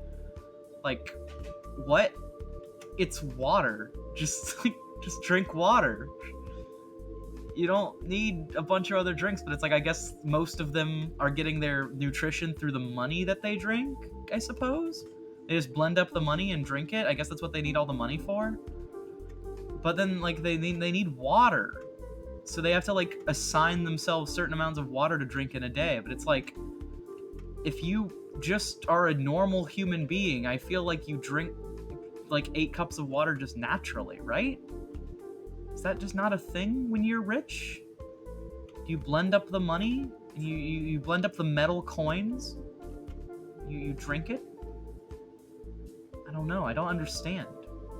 That kind of stuff very much peeves me. It's like I'm not that angry at those people, but it's like just drink water. What's the deal? Why you gotta assign yourself like water homework? My sister literally drinks 2 gallons of water a day. Exactly. Like people just drink water. Like it's just you have to live. What? Like I don't understand the need to assign yourself water homework like that. Being like, no, I have to drink this amount. Gotta get my 8 cups a day. That way I can drink wine when I get home and deal with my abusive husband. Haha, just gonna drink wine all day. And when I'm out on my walk, I get to drink my water. It's like, it just feels very off to me. Why are you assigning yourself that water? Just drink water. It's not that bad. Negativity generates more positivity. Doesn't that balance it out? Maybe. Like, yeah, I guess if you get some chuckles out of it, if we get some chuckles at making fun of like shit people, then it kind of balances it out. But I don't know. I don't want to accidentally direct my anger towards someone who's just like a normal human being. Like, I generally want to punch up, if that makes sense. Like, I don't think I'll do too many, like, Dark Side Phil rants. Like, he is very funny and very easy to make fun of, but I'll probably try to avoid it, because that just kind of feels like punching down. Because that's just like a sad human, you know? He just feels like kind of just like he did his best, but he never found his audience and was always being teased and made fun of. And so that kind of just feels like being rude at that point. Like, he's not exactly a good person, or he's not exactly nice, but, you know, I don't know. I don't want to just be rude to people for no reason. I want to have, like, a reason to be to call someone out for their shittiness. I don't want to just embrace, haha, let's make fun of this random person today. I don't know. We'll see. It could become a bit. Maybe, oh. Though I already have, like, another person who's, like, a shit artist who's, like, super rich. Has anyone heard of, I can't remember his, like, actual name, but he's the guy who bought up all the Ventablack. If anyone remembers the Ventablack thing back in the day, where it was, like, some painter basically invented this black that is, like, the darkest shade of black possible, and named it, Blackest Black, and then, like, scientists analyzed it, and they were like, oh yeah, this is, like, using some weird, like, combination of super toxic chemicals that, like, makes it the most, like, black to the human eye, very as humanly possible, and they called it, like, Blackest Black, and it's really cool. And then they gave it the scientific name Ventablack, which is cool. And it was gonna go on, like, sale to, like, be a paint, but, like, obviously to be very carefully used, because it's very toxic and you don't want to, like, inhale the fumes from it for too much. But then some, like, rich artist snob guy decided that he wanted to buy up every single, like, ounce of it, and bars anyone else from using it on purpose. Yes, he bought the right to use the paint, and it's so shitty of him, and I hate it. But then there's this other cool artist who, like, basically made it again, but it's not toxic, and so it's technically a different concoction, and he calls it almost Darkest Dark, and then, like, or almost Blackest Black, and then sells it for, like, a reasonable price. And he's actually a cool dude. He also does that in his way to make sure his stuff is available for as many artists as possible, specifically because he knows he'll piss off the guy who built the Blackest Black. Yes, it's true. I love that guy's story. Yeah. So no, that's another guy I could dunk on if I'll learn his name, and I'll, like, he designed, the guy who bought it up was the guy who designed the bean in, like, Chicago. I think it's Chicago. I can't. Okay. It's like the big bean, and people, like, keep petitioning to paint the bean Ventablack just to spite him, or shit like that. Or, like, can we paint the bean pink? Can we make it rainbow colors? Petition to cover the bean in a giant sheet. Like, just to dunk on this guy, and I love it. There's, like, a whole history of just people shitting on this one rich artist who's been a total bitch about Ventablack, and I like it. So I would dunk on him for, like, an hour and a half if we wanted to do that one day. Yeah. I know there's a good Tumblr post that organizes it all. I'm gonna sleep early to keep on working, because later. See ya. Have fun, tomatoes. Get good sleep. I bet you've got school, or even if not school, you got work. So take it easy. Sure you're thinking of Ventablack? Ventablack cannot be used as a paint. It's composed of carbon microtubules. Need to be applied specifically to objects? Maybe. I think it's Ventablack, though. Because the guy, like, he wanted, like, the authentic rights to use, like, the darkest possible paint ever. I remember that anyways, but I could be wrong. I'm not gonna pretend like I'm completely right about this, but I do remember the story. I don't even remember the guy. He's, like, just some rich artist snob who's just like, I want to buy the rights to using this paint. Like how Elon Musk bought the right to call himself the founder of Tesla, even though he didn't found it. Very cool. I love money. It's my favorite thing.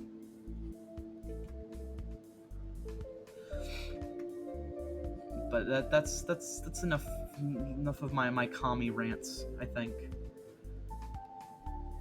I'm not explicitly leftist yet, on this channel. Like, obviously I am in real life, but I have yet to brand my channel around that. Because as you all know, the most authentically communist thing to do is brand yourself as such. And people definitely won't call you a scab. It's fine.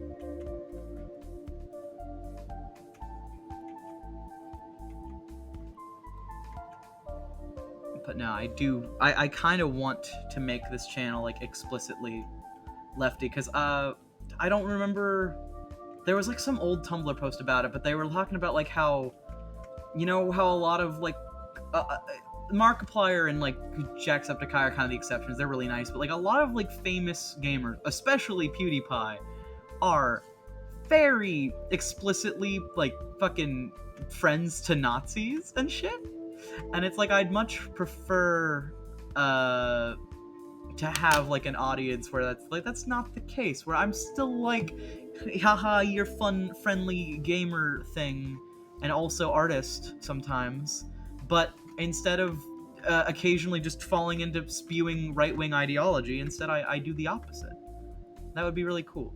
I don't think I'll ever be as famous as Pewds, obviously. I'm not, like, I'm self-aware that I'm not going to be, like, the anti-PewDiePie or whatever, but I would just like to be unlike them in meaningful ways, you know?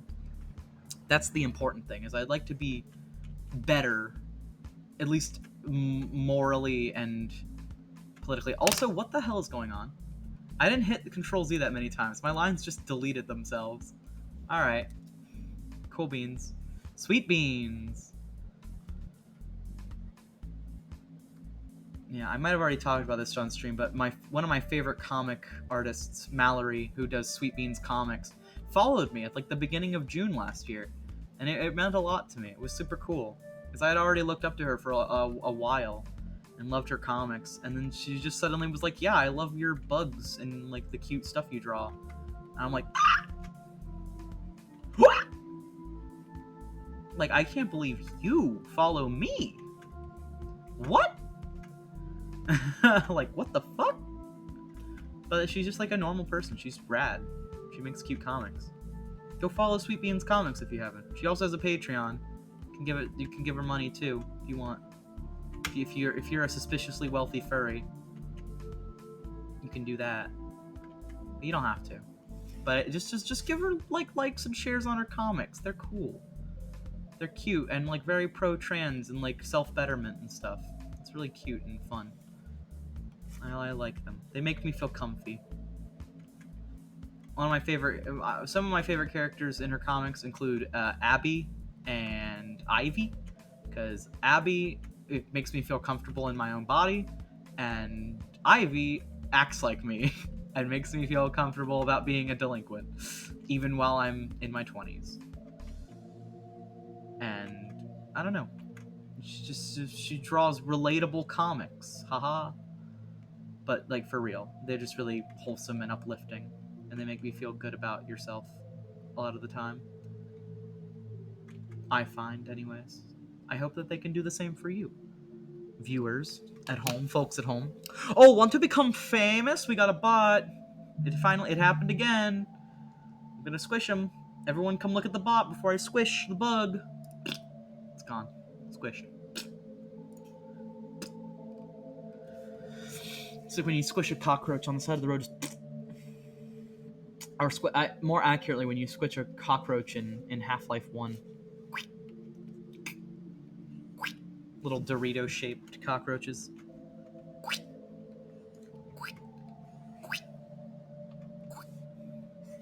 I'm gonna stop making crunch sounds. Stop making squelch sounds. I feel like that's gonna lose me more viewers. But, ooh, this song is giving me Celeste vibes.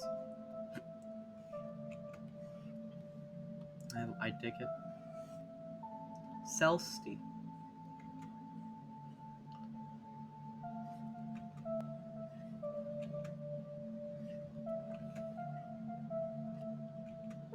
I've been trying to change up how I draw feet lately.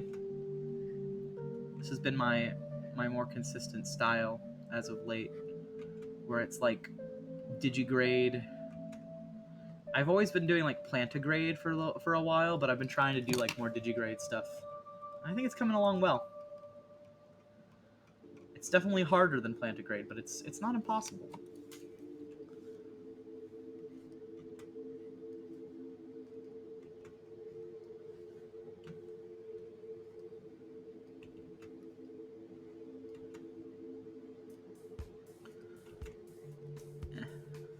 And like a little egg on the side, an egg to move the seat up and down. Or would you prefer the bar? Like that the little buttons are more for like the modern like digital electric chair. I shouldn't say electric chair. You know what I mean? Like an electrically powered chair. I should say it's more accurate. But there's also the old handle for like when you pull the handle and the big seat crank would unfurl and just chukunk into place. I always loved doing that at my grandma's house. Big chukunk. Big chukunk. Sorry, Link, I don't big chukunk. I don't know why that I thought of that in Morshoe's voice, but I did. So now you get Morshoe saying big chukunk. Whoa. Okay, Darnik is here with a long explanation, but let's read it. Hold on. I'm gonna actually like open the chat, like the official chat. Hold on though too. I messed up this face a little bit.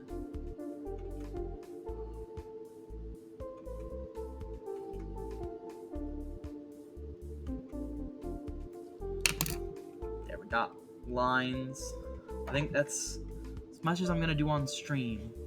If you want me to finish this, I can always finish it out, Ollie. But I think lines is where I'm gonna stop for today. Also, I can make the tumby smaller if it's not accurate to you, but I know you like the little larger, a little bigger. All right, let's open big chat. Okay, yeah, black wasn't Ventablack. Remembered what you were talking about, albeit faintly, so I looked it up. It was very real. This man, Anish Kapoor, that's the man, bought the rights to use the most black paint ever made, which was slightly ahead, made by another man, Stuart Semple. That's right, I remember Stuart. Made so no one could use it. Then Stuart started a Kickstarter. Yeah, I remember that. To make it black darker than the paint. But yeah, but I don't think Stuart actually made a darker one. It was just like it was just very close. Like it was just about as close as the eye could perceive. Yeah, and he would let everyone except Anish have some, which was cool. So Anish Kapoor, I'll remember that. Lart will remember that. New paint is black 3.0, absorbs 99% of light as compared to the Ventablack's light reduction of 99.96. Yeah, so it's only slightly less effective than Ventablack, but it's imperceptible change to the human eye. Which is cool. I like that. Good story. I will use that next time. Maybe like next stream we'll dunk on Anish. We'll dunk on Mr. Kapoor for being a shit person who prevented cool artists from using the cool paint. And maybe we'll give a little love to Stuart Semple, as he's a rad dude. I know Semple ran a couple campaigns about like letting gay people give blood, because you know it's a very old-fashioned idea that all gay people have AIDS, so they shouldn't be allowed to give blood. And I like that he tried to run a campaign against that. It was cool. Basically, Semple is a good guy, and you should buy his paints.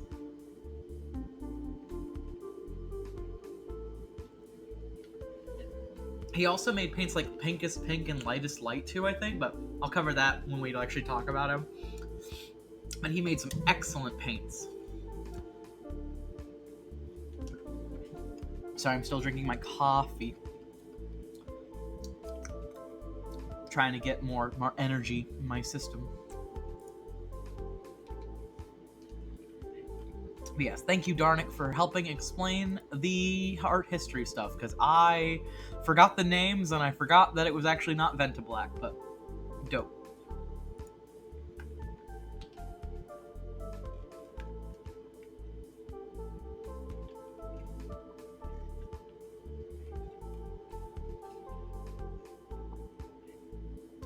Very, very cool. Sorry, I'm still chugging. Oh my god. I'm thirsty. Thirsty.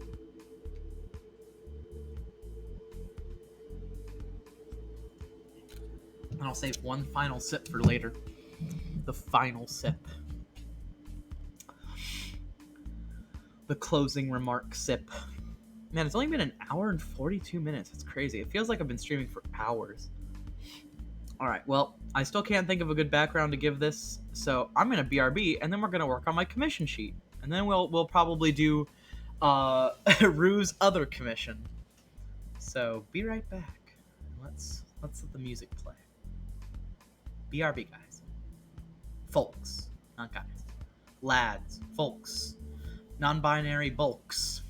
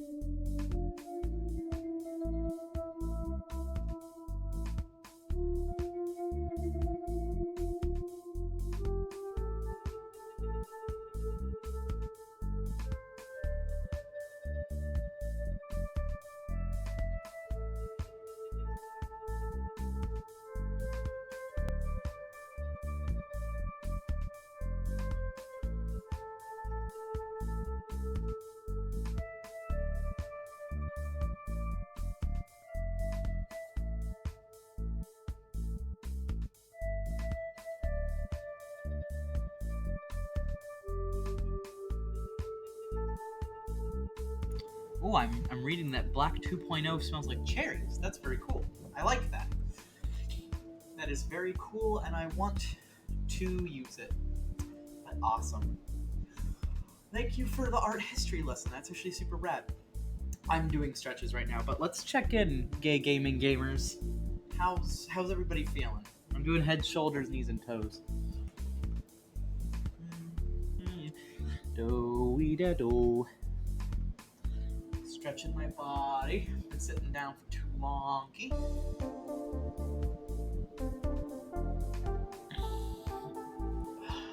Head, shoulders, knees and toes, knees and toes. Okay. That's enough stretches for now. Yeah.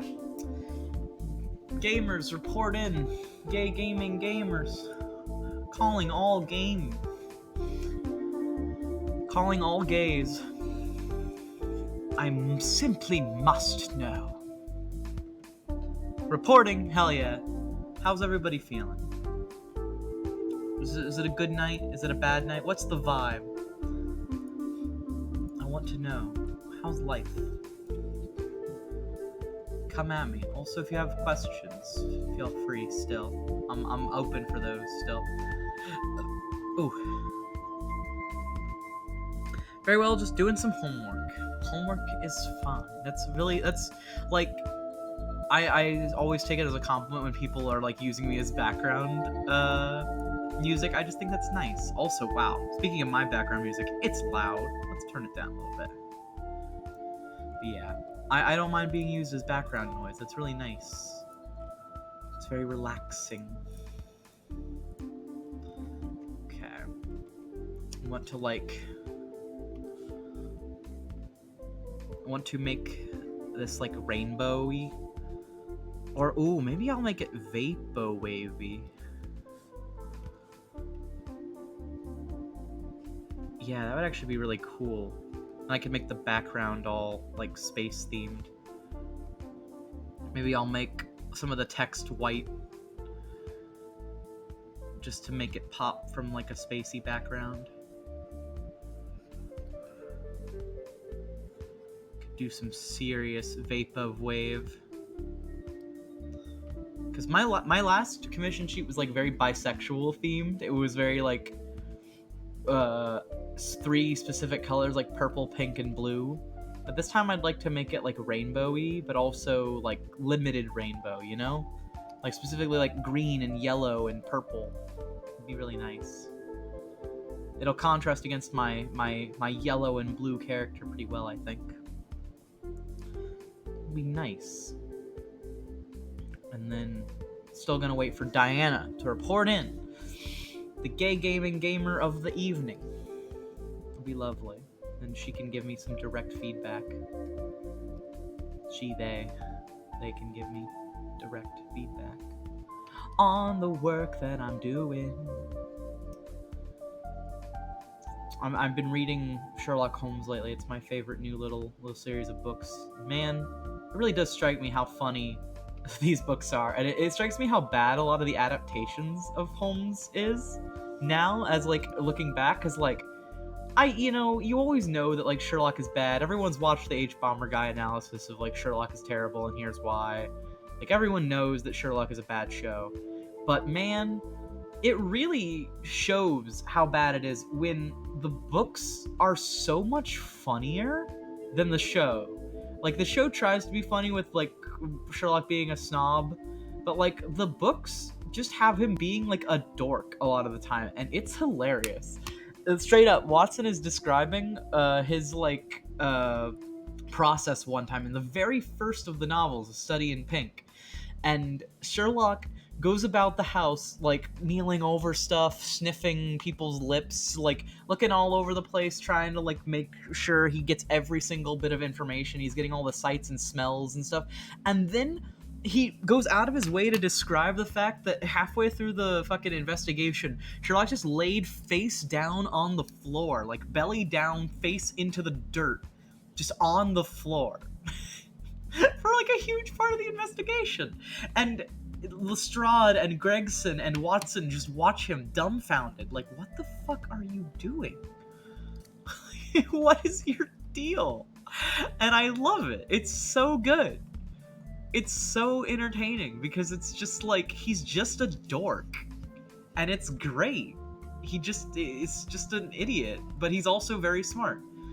But like he's smart in a very like dorky way too, because like he talks to Watson and Watson explains to him that the Earth is round and that it goes around the sun, and he's like, "Huh, didn't know that." And then Watson's like, "What? You didn't know that?" And he's like, "No, I had never heard about that until today." And he was like, "Wow, that's a bit strange." He's like, "Yeah, and I'll do my best to forget it." And Watson's like, "But the solar system, man." And he's like, "I don't care about the solar system because it doesn't have anything to do with crime and detection." And he doesn't care.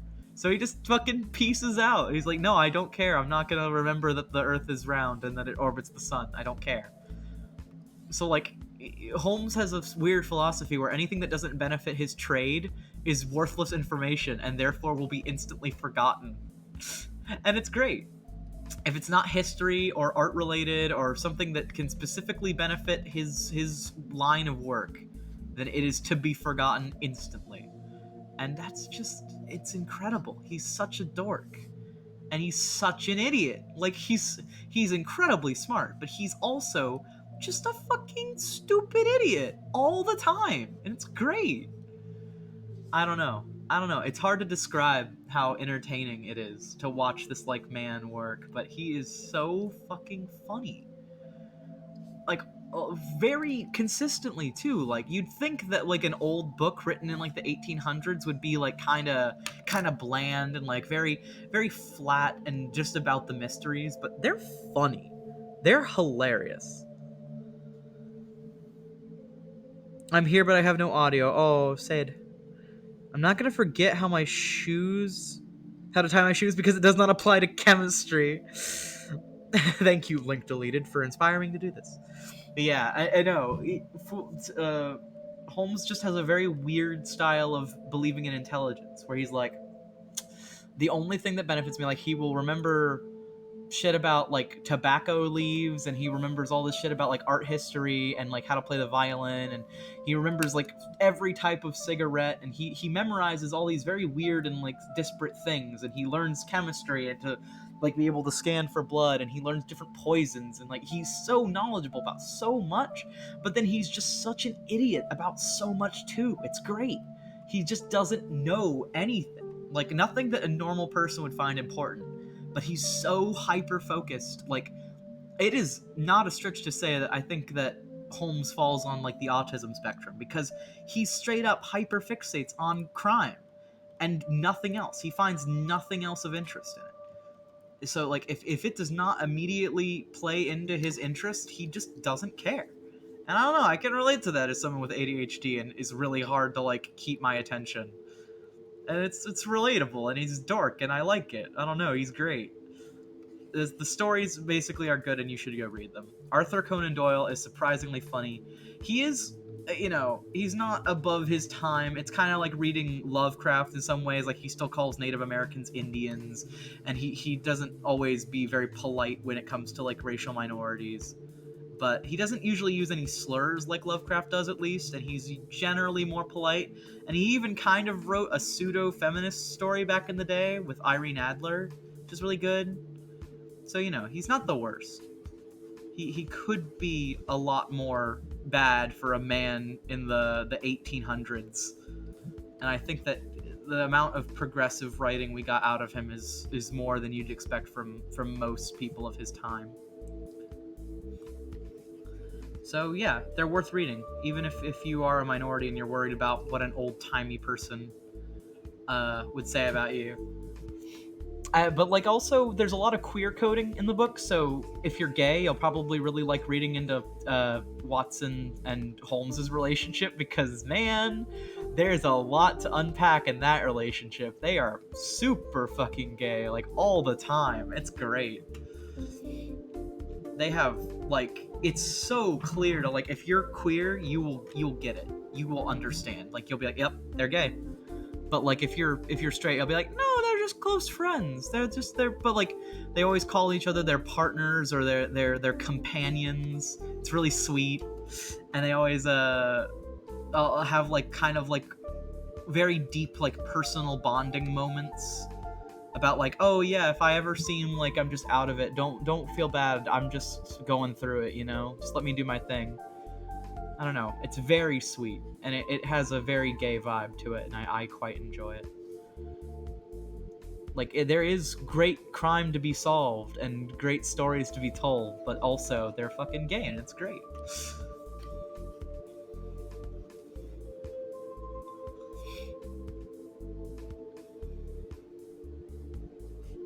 So, yeah. Basically, just go read them. They're fun. Fun books. Fun novels. 10 out of 10 would recommend.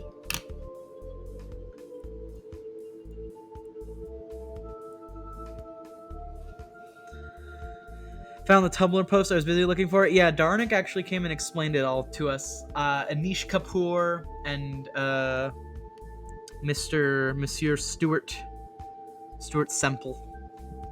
I'm glad you went finding it, though. Everyone was on the case. Speaking of crime and Sherlock Holmes, everyone was on the case on that one. Thank you, everyone, for going out and finding it. But yeah, we will cover them next time. I'll go into more detail. I'll do my own like background research, and we'll dunk on Anish Kapoor for a couple hours, and it'll be fun. But we're not going to dunk on him in any ways that pertain to his race. We're only going to dunk on him because he's a shitty, pretentious artist. That's the only reason we're going to dunk on him. I want to make that very clear.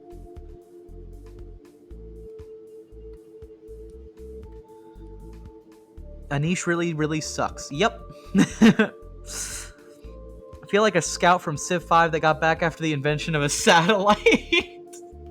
That's kind of great. You left in like 1500 BC, and then you came back and we've already like moved on like past the Stone Age and into like the Bronze Age and also the technological revolution. Oh, you know, I was going to talk about this. It really annoyed me today. I was watching a video about, it was an anarchist analysis of The Simpsons, which was really cool because it talked about how like The Simpsons started out as a very like anti-authoritarian and anti-establishment show, and over time got co-opted into being establishment. And they went over the topics of capitalist realism and recuperation, which for those who don't know is when capital finds a way to commodify the people who want to destroy it. It's like if I said, wow, I don't like capitalism, they're like, oh wow, you don't like capitalism? Let me market all this anti-capitalist messaging at you so that you can buy the anti-capitalism stuff that you're interested in. It's like, no, I don't want to buy shit like that. And while I was watching this video, the guy brought up that there is a website, I don't remember which one, and I might be able to bring up the picture, but there is a fucking site where you can buy an anarchist jacket for $400. It has like an A on it, and it has the AO, and it has like a little revolution thing, and it's got like a couple little cute designs, but it's just like a DIY jacket that someone made in their garage. Like it's clearly just like a punk jacket, but they're selling it for $400. Like, man, you've completely misunderstood the point of punk if you are selling a do-it-yourself style jacket for that much money. It annoys the hell out of me. I hated seeing that. It took a little bit of like life off of me. It took a couple years off me, I gotta say. I ended up just making the same jacket today. I was like, fuck it. I'm not buying that for $400. I'm taking this jacket that my partner got me, and I'm just gonna draw on it and make it into my own little fucking anarchist jacket. Fuck them. And it came out great. It was really easy. It's like a do-it-yourself, just use some fucking fabric paint and some Sharpie. It's not hard. But man, did that fucking bustle my britches. It put a bug up my bonnet, I gotta say. It put a rapscallion in my scallions. That was a time today. Pain. Anyone remember the Lisa Simpson described Elon Musk as the greatest living inventor? That was also in the video. That was in the same video. Yes, I saw that, and that also hurt me physically. It's like, no, you can't talk bad about Elon Musk. That's the greatest inventor of all time. Because Homer was like thinking, oh, it's an alien. I'm gonna attack him. It's like, no, Lisa, fuck you. Lisa, you used to be anti-capitalist like me. And now you're calling Elon Musk a man who paid to be called the founder of a company he didn't found. The greatest inventor of all time. Lisa, no. That hurt me. That hurt me too. I saw that today. I saw it happen in real time. And it legitimately, like, part of my soul died. I'm like that goose that died of a broken heart. My soul left me a little bit that day. It was too much for me. Oh, God. What has The Simpsons become, truly? Why are we still here? Just to suffer?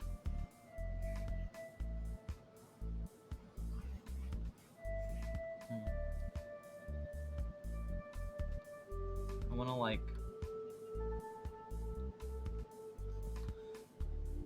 let's max out these and then say less to that. Will this look just better if it's... yeah, honestly, I think it just looks better if it's not there. Fuck it. Oh well, I tried. I want to try and mix up the look for the commission sheet. Oh, it is. Ah. Whoopsie doodles. BRB screen up is my stream bugged. It's not bugged, I'm just stupid. Don't worry about it. Somehow I gained viewers during my BRB screen excursion. I was making for those who missed it, I made the commissions thing rainbow, and then I made the background kind of vaporwavy. Padme died the same way. Man, Star Wars, huh? It sure is a war that's happening in the stars. I don't know, I didn't watch the movies. Yeah, wait.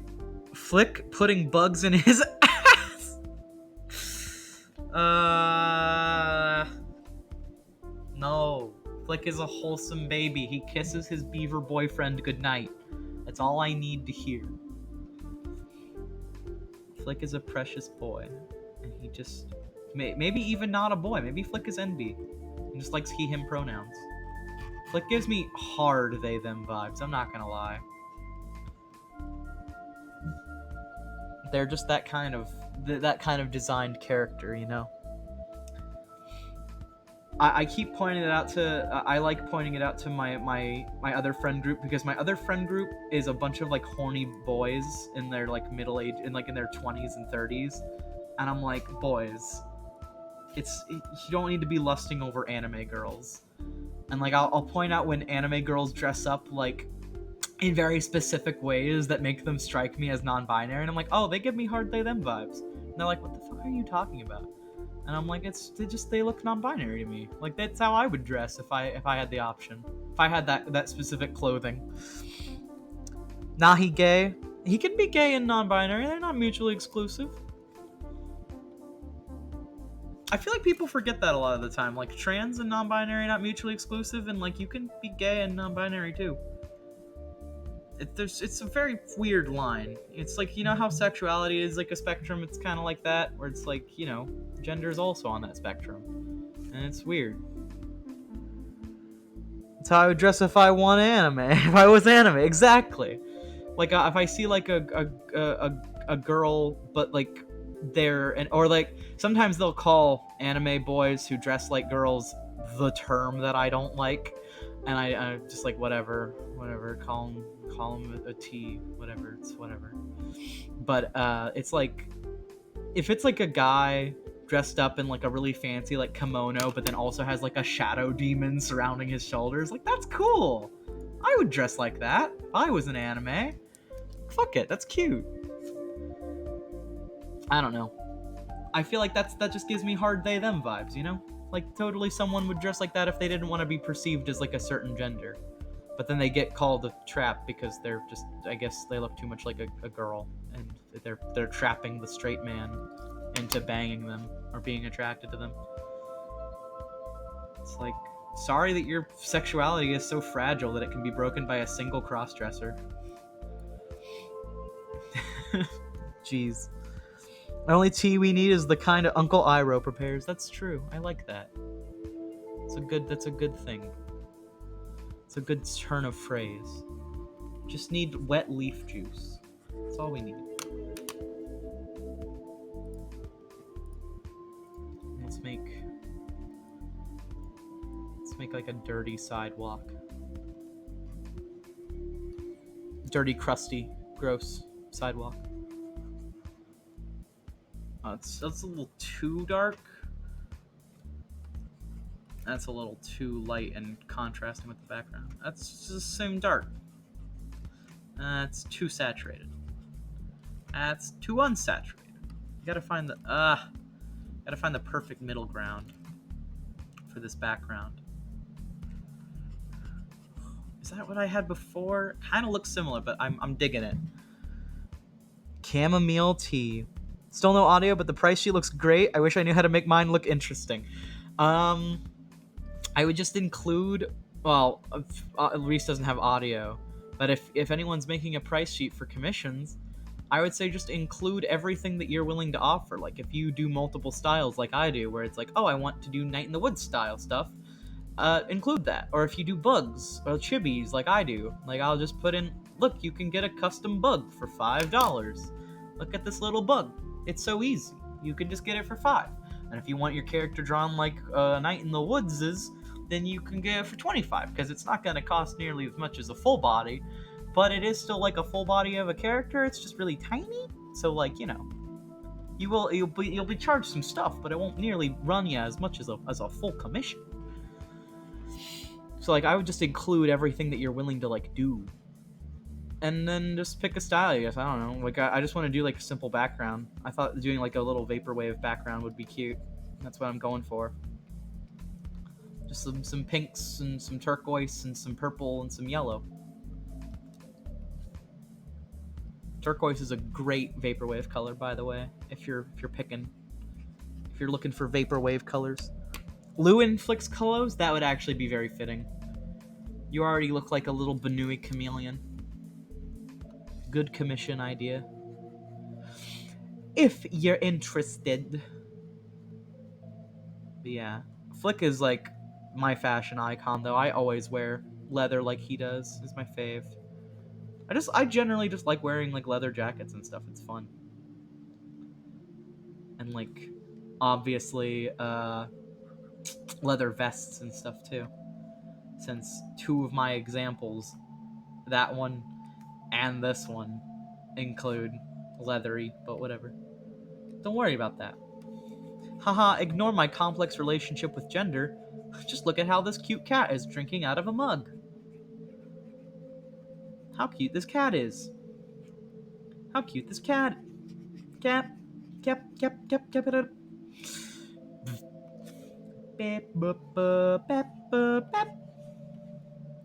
So that's Petscop sounds, if you were wondering. If you're wondering what sounds Lar made. Absolute Flick simp here. That's cute. I don't know if I simp for him. I'm more attracted to CJ, honestly, because I like that personality. Like, I would rather be Flick in the relationship with CJ, if that makes sense. Like, I want to be him. Like, I'll kin the hell out of Flick, and then I will date CJ through Flick. If that makes sense. It's the same way, like, I like Angus a little bit more than Greg, because I can, like, see myself as Greg dating Angus, you know? Like, I would totally date an Angus person. Which is kind of great, because Reese's very Angusy. Even though she's not nearly as big or bare. She's very shy and very, while not super technically minded, she does have, like, her own interests, and they're fun to follow.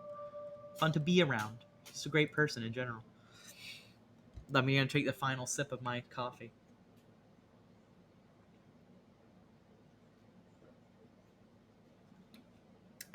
That's one good cup of joe.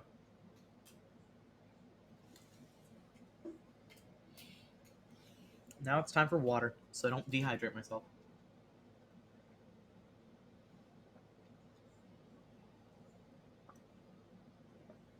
Oh no, Lar has a mustache. Moved. Alright. Now I do want to shade the Night in the Woods one and the Lar, Big Lar. At least a little bit. Because I have some ideas of how to, like, show off my shading just a little bit. But Lar and Lou dressed as CJ and Flick? That'd be kind of cute, but I don't want to dress up like CJ. I'd rather dress up like Flick. And we'll just both dress up like Flick. It's just a double cosplay. We just both go as Flick to the same con. And then we're like, oh no, we dressed the same. Oh no. How did this happen? How could we have done this? How did this happen? Yo, 6 viewers. We've had some on and off viewership. I've been down.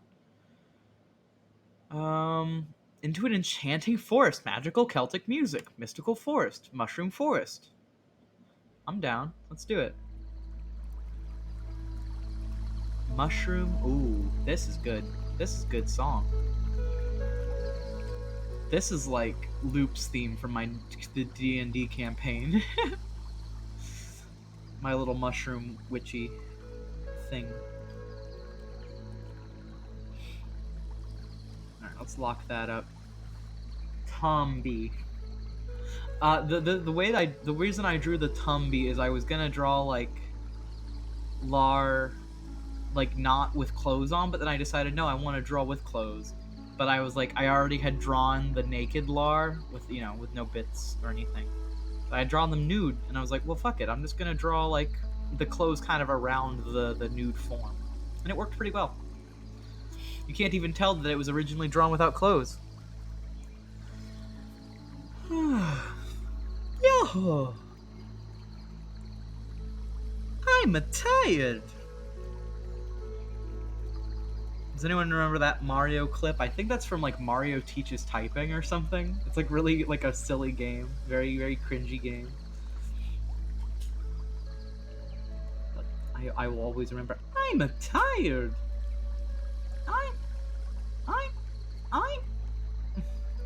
I'm a child.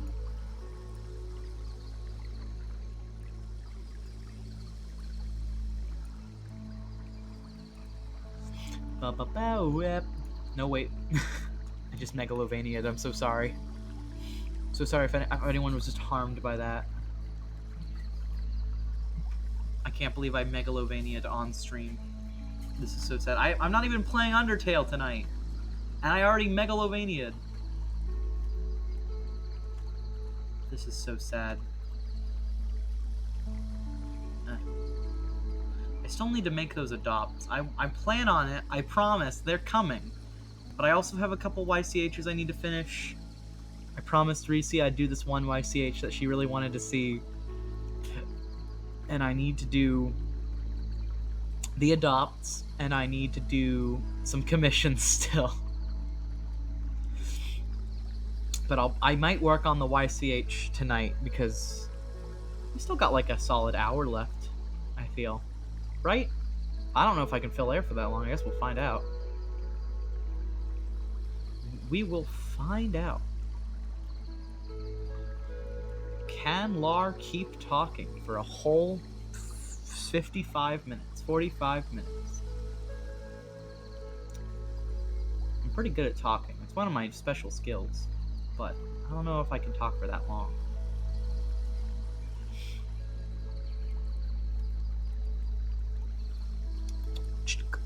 Need questions. Oh shit. Lost 2 viewers.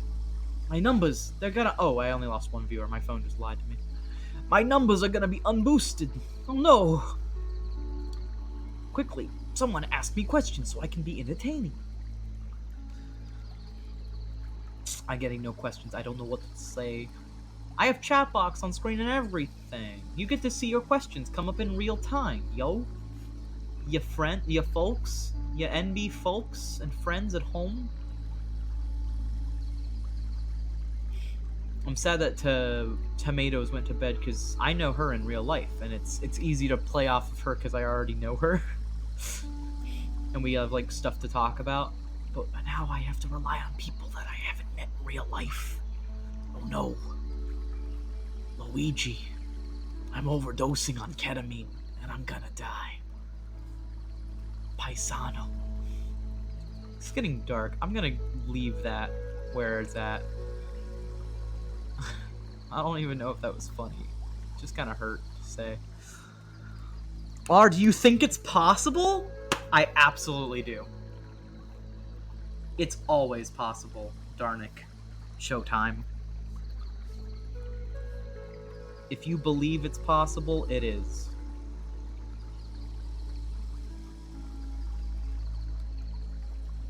I don't know what I'm agreeing to, but I'm just gonna say that it is possible.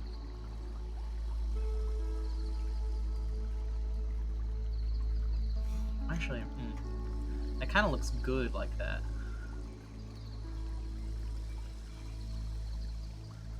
Right? Like, yeah. That fades very nicely. I do believe. Thank you for your input. I'm glad. I'm glad I could help. Honestly. I believe it is possible. Change is possible. I'm gonna fucking... I'm roping it back into anti-capitalism. I'm very sorry. You thought this stream was gonna be not leftist yet, but no, it totally is. Leftist unity with Lart as a streamer. Oh, that's something I can talk about. I got suspended from Twitter today because I made fun of anti-vaxxers. And I guess I sounded too much like an anti-vaxxer. I like to do this thing on Twitter sometimes where I will just make a stupid argument from the perspective of being, like, one of the people I disagree with, which is probably a bad idea. But, like, Bombsfall, the creator of Night in the Woods, was talking about like leftist unity with right-wingers who want to see us all dead. And I was like, oh yeah, leftist unity with anti-vaxxers who think that fucking Bill Gates is putting microchips in the COVID vaccine in order to let George Soros use his fucking 5G waves to control us all from our blood. And then that message got fucking suspended on Twitter. Because I was flagged for inappropriate content and misleading information about COVID-19. And honestly, I'm proud of Twitter for fucking doing it, but holy shit. Like, it was so caught off guard. I was like, man, if Twitter mods, can you look at the context of the conversation to see that we were making jokes about, like, people who we disagree with? Like, it is clearly a contextual joke, but it is very funny that I got flagged for it. I just found a clump of Lart hair I can't escape. It's back at Reese's house. Me and all my homies hate capitalism. Same. Fuck capitalism. Me and my homies hate capitalism. All my homies. I'm here with audio. Darnick, ha. I like Reese ha-ing. But yes, so I am currently suspended on Twitter. I'm not going to be posting stream updates on Twitter. That's why I'm surprised Tomatoes found me. She must have found my old tweet about streaming because I didn't tweet it out tonight that I was streaming because I'm suspended. And it's great. I love it. It's actually, I'm not popular on Twitter at all, so it doesn't really make that much of a difference if I'm suspended or not. But I do think the way I was suspended is incredibly funny, and I like it a lot. If I get suspended for making fun of anti-vaxxers, then I deserve to be suspended, because I want to make fun of anti-vaxxers, goddammit. I'm gonna keep doing it. They can't stop me. I'm gonna, like, as soon as they repeal my tweet and, like, let me appeal it, I am instantly going back and I'm going to make the same tweet again.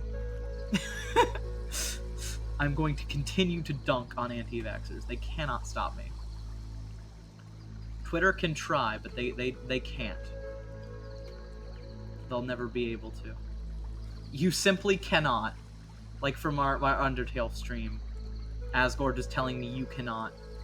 You simply cannot. I will dunk on the anti-vaxxers. You cannot stop me. You simply cannot.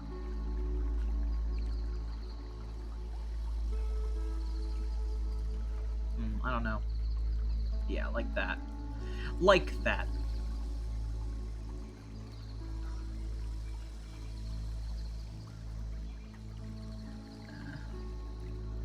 Kinda like that. This fairy forest music is incredibly relaxing. I'm loving it. I might use this for more streams, and I might even use this for D&D backing. This would be an excellent backing track for D&D. For like a little magical forest town. They hated Lart because they told them the truth. Exactly. Don't take the vaccine. I found an article on Facebook that says it'll make your skin dry and makes your hair fall out. Also, I have it on good standing that they are made of 5G waves. It's true. Darnick just said a true thing right there. We all are in agreement that taking vaccines is a terrible idea. Please vaccinate your fucking crotch goblins. It's so important. I will make an earnest statement. Please, especially during the time of a pandemic, you have to vaccinate your goddamn kids. It's so important. But people still won't. Still won't. It's great, because at the farmer's market, you know, we get all kinds. You either get, at the farmer's market, anarchist leftists and, like, anarcho-communists who are like, yeah, we don't want to support big corporations, so we are going out here to sell directly to people rather than selling through the corporations. Or you get weird QAnon people who fucking believe that the COVID vaccine is fake by Bill Gates and believe that the 5G waves are taking over us all and that the Earth is flat. And it's great. There's this guy who always comes out with his sign that is like, the flat Earth is real, look it up. And like he just like stands around with his sign.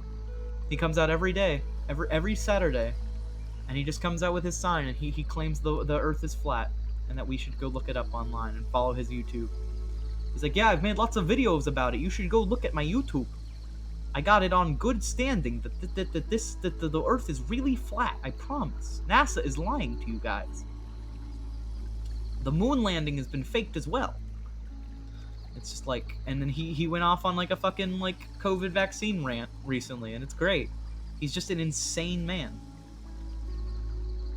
And it's very entertaining to have him around. And there's lots of people like him that come to the farmers market. There's a lot of people who come with wearing Q shirts for no reason. And it's like, bro, why you here? Don't you love the fucking like big business way the world is run? Aren't you waiting for fucking Benghazi or whatever? Like, is you waiting for the globalist agenda? You want the nationalism? I don't remember what Q's all about. They're just a bunch of random bullshit. A lot of the time. Let's be real. Q doesn't have a real ideology behind it. It's just a bunch of people interpreting shit randomly. If we're honest with ourselves. You're inspiring me to want to make a new pretty one that wasn't done in an hour. Oh, the price sheet. Oh, yes. You should absolutely make a new price sheet. Like, not that your old one is bad. It's still very cute and very good. But it's definitely fun to make, like, super cool, like, every aspect price sheets. I was giving you advice I was giving general advice while you were gone. So now that you have audio, Reese, I said that, like, since you do multiple styles just like I do, that's a big thing that I would include on price sheets is like, just say like, oh, I do painting commissions or I do plushie commissions. Like, put that all on one big sheet. Be like, oh yeah, like these are all the types of commissions that I can do for you. It's great. Just commission me. I can do all these different things. Because like I'm doing, obviously I've got on the right here, I've got all this like full body stuff, like you can do headshots, busts, half bodies, full. But then I got Night in the Woods style commissions, I got Buge commissions, and I've got simple backgrounds are now free, and shading just $2 extra. And like I kind of wanted to fit a painting thing over here, being like painting thing is like plus 25 because of shipping, but I don't know if I want to include that right away. But because I already have so much filling this screen, and I don't want to make it too busy because it's already incredibly busy. Because like I made a bunch of examples where I'm like, I literally had no bust examples, so I just kind of went with what I had. But I have a lot of headshot examples, I had a lot of half body examples, and I had a lot of full body examples, so I used those. And then I drew my own little Lart here on the street, on their little sidewalk, to show like the backgrounds that I do now. And then I got the little Night in the Woods Lart, and they've got, oh, it's the text bubble from Night in the Woods. I drew it myself. It looks so good. And then I got the fucking custom Buge. It's great. It's all good. You should include everything that you can do on like one price sheet. It gets attention, I feel. It's very striking. What size canvas are you using, by the way? Probs won't be the same for Procreate. It's 2400 pixels by 2400 pixels. It's a perfect square. And it's really good for Instagram because Instagram loves perfect squares. They also like the canvas you use is good too, where it's just like a little extra sided by like 1 bit, like it's a little bit longer horizontally than it is vertically or whatever. And usually that's okay too, but like Instagram hates rectangles. If you make a rectangular piece of artwork that's like really tall or really wide, it hates that. But if you make a perfect square, it fits on Instagram every time. 100%. Never failed me. I always just use squares. Opening for Buge plushies soon, so probs won't put that on the commission sheet. Oh, we should put that on the commission sheet. You could put like, oh, I do plushie commissions. Here. Look, I can do these Buges for you. We'll include it. But it's like, remember that there's limited slots because making Buges takes a really long time. And I don't want to overwork myself because that's a lot. My Buges don't take long to make at all. They're just little cute doodles. But your Buges take a lot of love and care and effort because holy fuck, they are a lot of sewing. And a lot of buying fabric, so, you know. Make sure to not fucking destroy yourself with work, my pupper dog. But yeah, you could include all that on like commission sheets and stuff. That way people have options. In fact, you taught me the whole options thing, where it's like you should just include as much as possible when you're doing like YCHs and stuff, because people can then look through and be like, oh, look at how many options I have. It's not just the one YCH. Which I kind of broke that rule today, because all I had to post was the one YCH, basically. And I was like, fuck it, I'm just gonna post that. But, yeah, most of the time, you're right. It's good to give the fucking clients a bunch of options, and that's what I'm basing this around. Also, look, I drew Lar with little scraped knees because my knees are in a ton of pain today. I drew little scraped knees. You're sweet for supporting me, always, Puppuccino. Insta is okay with rectangles that are 15 by 18. Good to know. But yeah, no, I always do 2400 by 2400, because also, that's like the golden ratio for design work, because 2400 pixels makes it like perfectly fit on t-shirts, I found. 2400 is really, really good for t-shirt designs. So if you're ever looking for like t-shirts designs and you want to make it big enough to be on a t-shirt but also small enough to be on Instagram and also small enough to be on like a phone screen or a phone design or whatever, or screen printing, you know, that's 2400 is like the golden number I've found. It fits on everything. It's the perfect fucking proportion for a ton of different programs. Perfect for Redbubble. It's perfect for Instagram. Perfect for Twitter, but Twitter allows basically anything. Twitter cropping is actually... Honestly, if Twitter wasn't so fucking terrible at searching up artists, it would probably be the best site for artists. Because it's just so good at handling large image sizes. But it's so bad for artists because you can't search artists on it, basically. You can search artists' tags, but they'll just come up with like the word artist said on like on different posts. Like if someone said that some artist screwed them, that would come up before an actual artist like selling commissions. So Twitter's really shit too, honestly. Not like Instagram is much better, but I do prefer it just because I've been there the longest and I have the biggest following there. I've actually been on Tumblr longer, but my Tumblr is not for art really. It's just for me to rant political and speak in long diatribes about shit that I enjoy talking about. Whether it be in fandom like JoJo's and How to Train Your Dragon and stuff, or whether it's just straight up political stuff like, wow, capitalism sure does suck. All my homies hate capitalism. That's what my Tumblr is for, basically. So it's not nearly as popular. It only has about 400 followers, despite me being down there for multiple years longer. I think I've been on Tumblr for like,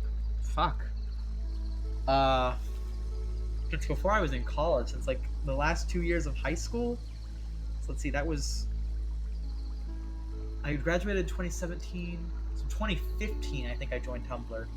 And I've been on there all the way 6 years. Yeah, 6 years on Tumblr. And I've only been on Instagram since 2018, so that's only been 2.5 years-ish.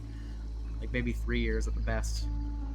So I've been on Instagram half the time, but I've seen twice as much growth. Capitalism bad, it's true. Send booty pics, $100. Hell yeah. You have yet to show me your butt scrape. I'm not showing you the butt scrape. It's secret. It's private. Butt scrape is not for viewage. Butt scraping, you'd have to be here in real life to see me scrape my butt.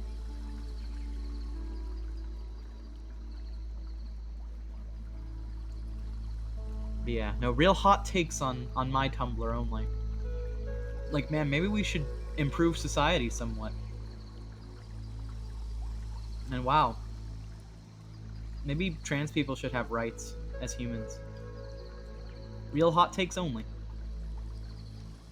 And maybe Anita Sarkeesian should be taken seriously about video game criticism and not just treated as two Hitlers in a trench coat.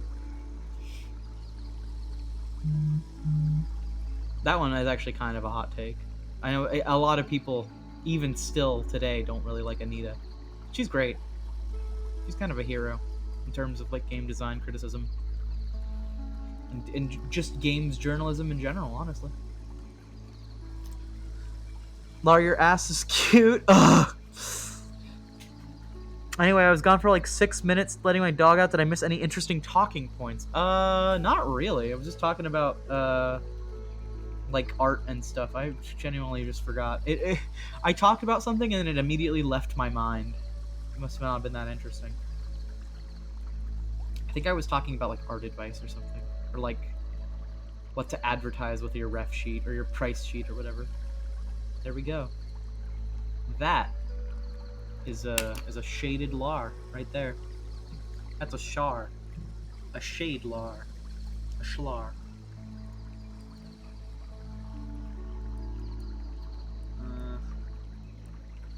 I feel like 50 is good, right? Could be a little darker, but honestly, no. No, I like it the way it is here. That's pretty good. That's a spicy. And then here, let's do a little patch here too. Like, oh, look, it's a little shadow. A little lar shadow.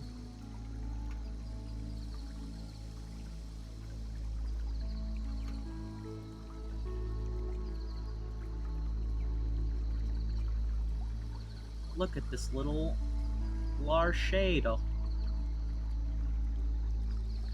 They are casting a shadow on the environment that surrounds them.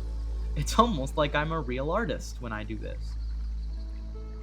But I don't know if Reese missed the Rob Leifeld dunking on. That was a legendary moment. In fact, I might make that a stream highlight. I might go back and just highlight that for my Twitch. Because that was really funny.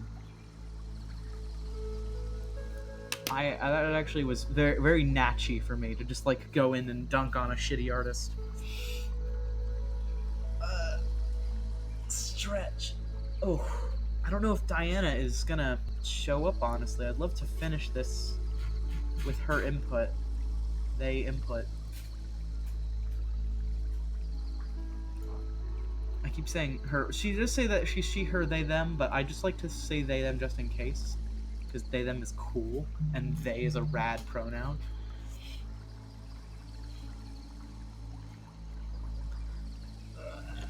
And I am biased.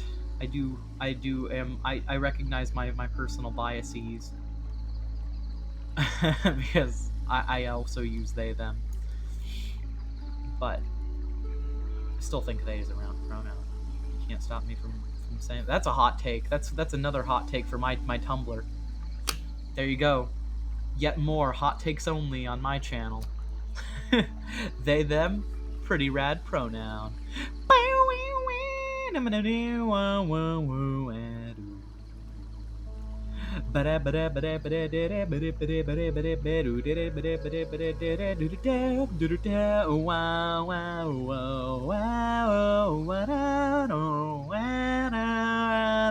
Alright. That's enough of that. That's quite enough of that song. If anyone could tell what song that was out of like my tiny bit of singing that, you win the prize of knowing what I'm referencing.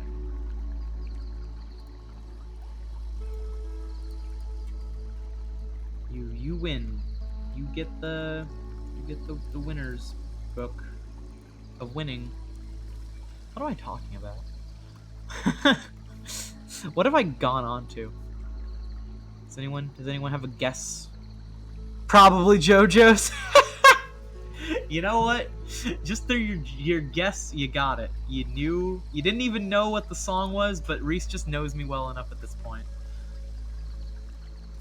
Yeah, you got me. It's Bruno Bucciolati's theme from JoJo's Bizarre Adventure Part 5. You got me. It's not even a theme I sing very often. You just knew. You just like fucking had the soul read on that one.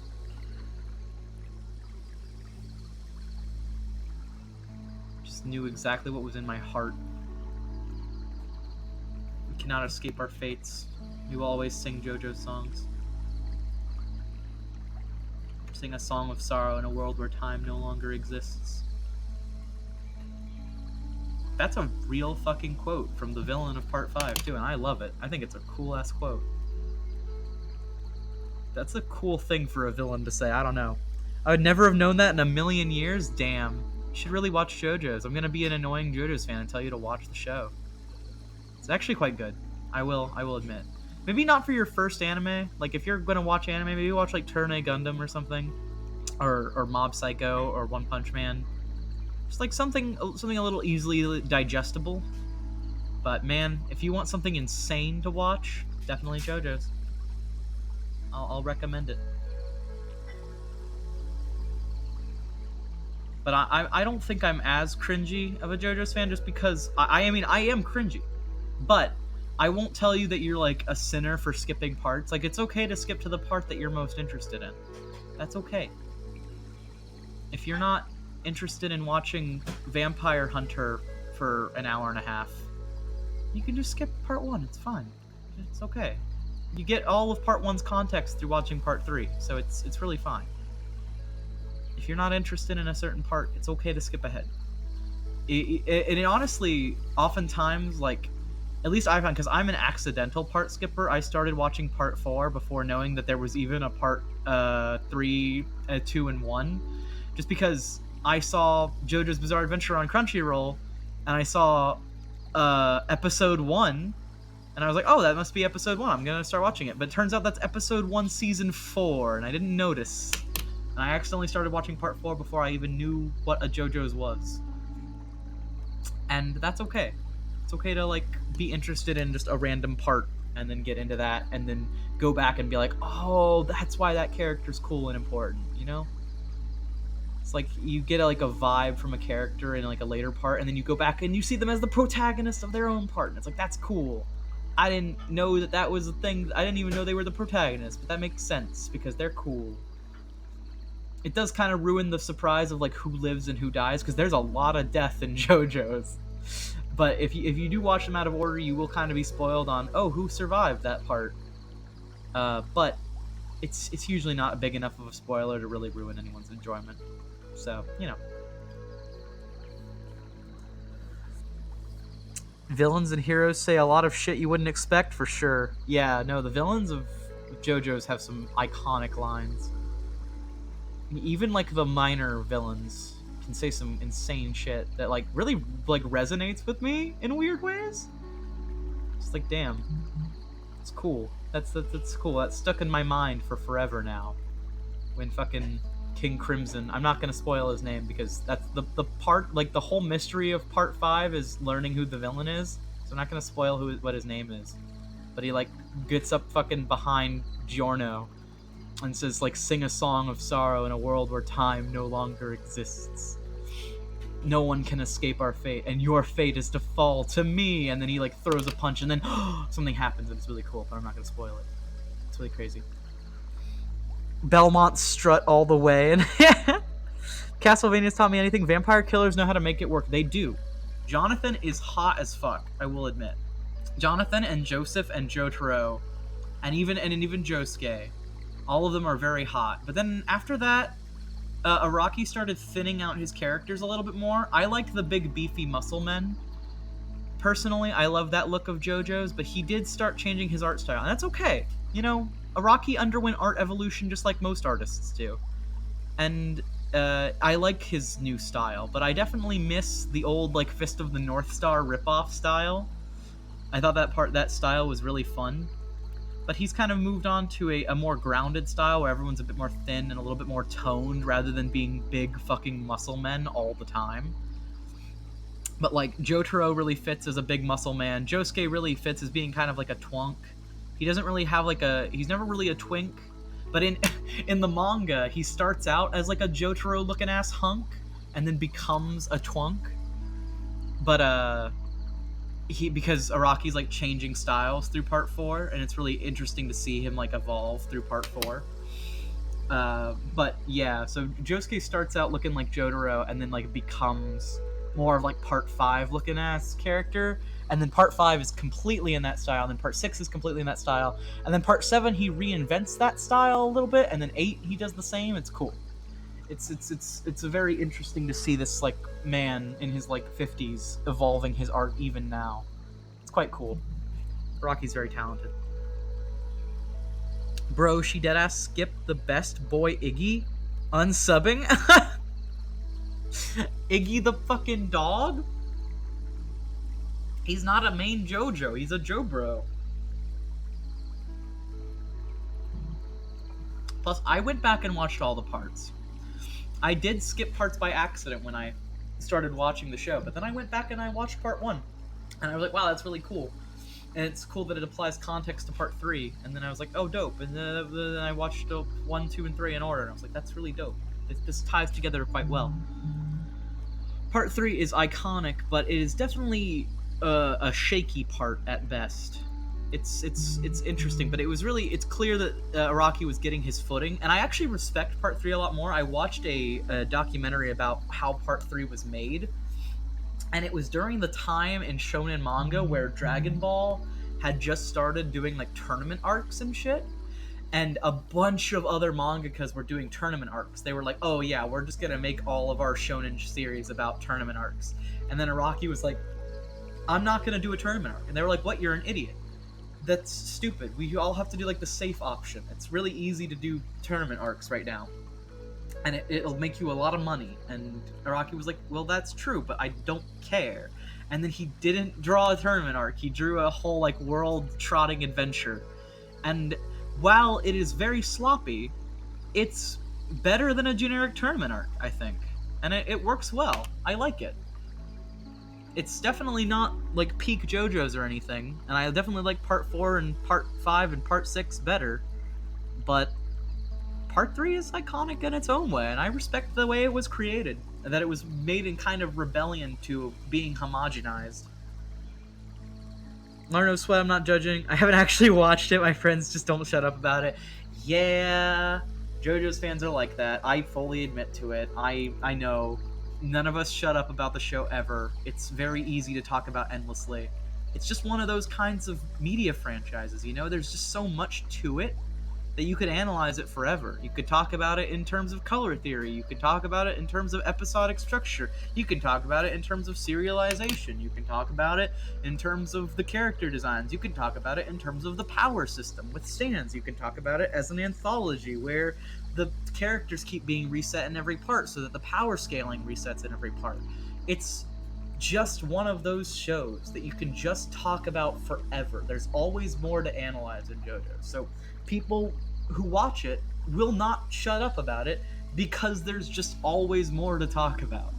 And I fully admit to that I do not know when to shut up about talking about it, because when you start talking, you just have more to talk about. There's just always more. It's ridiculous.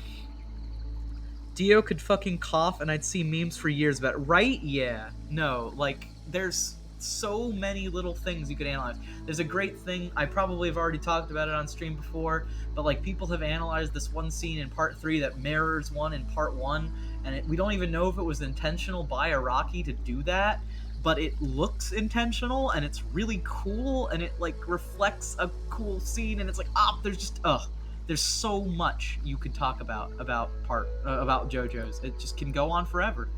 So if you start talking about it with a fan of the show, you will be sucked into the conversation forever. I'm very sorry. I apologize ahead of time for myself and all other JoJo's fans. I'll apologize on behalf of them. I just feel like it's important to apologize in advance for being annoying. Because, I mean, we are. We are annoying fans. I'm very sorry. It's just the way it is.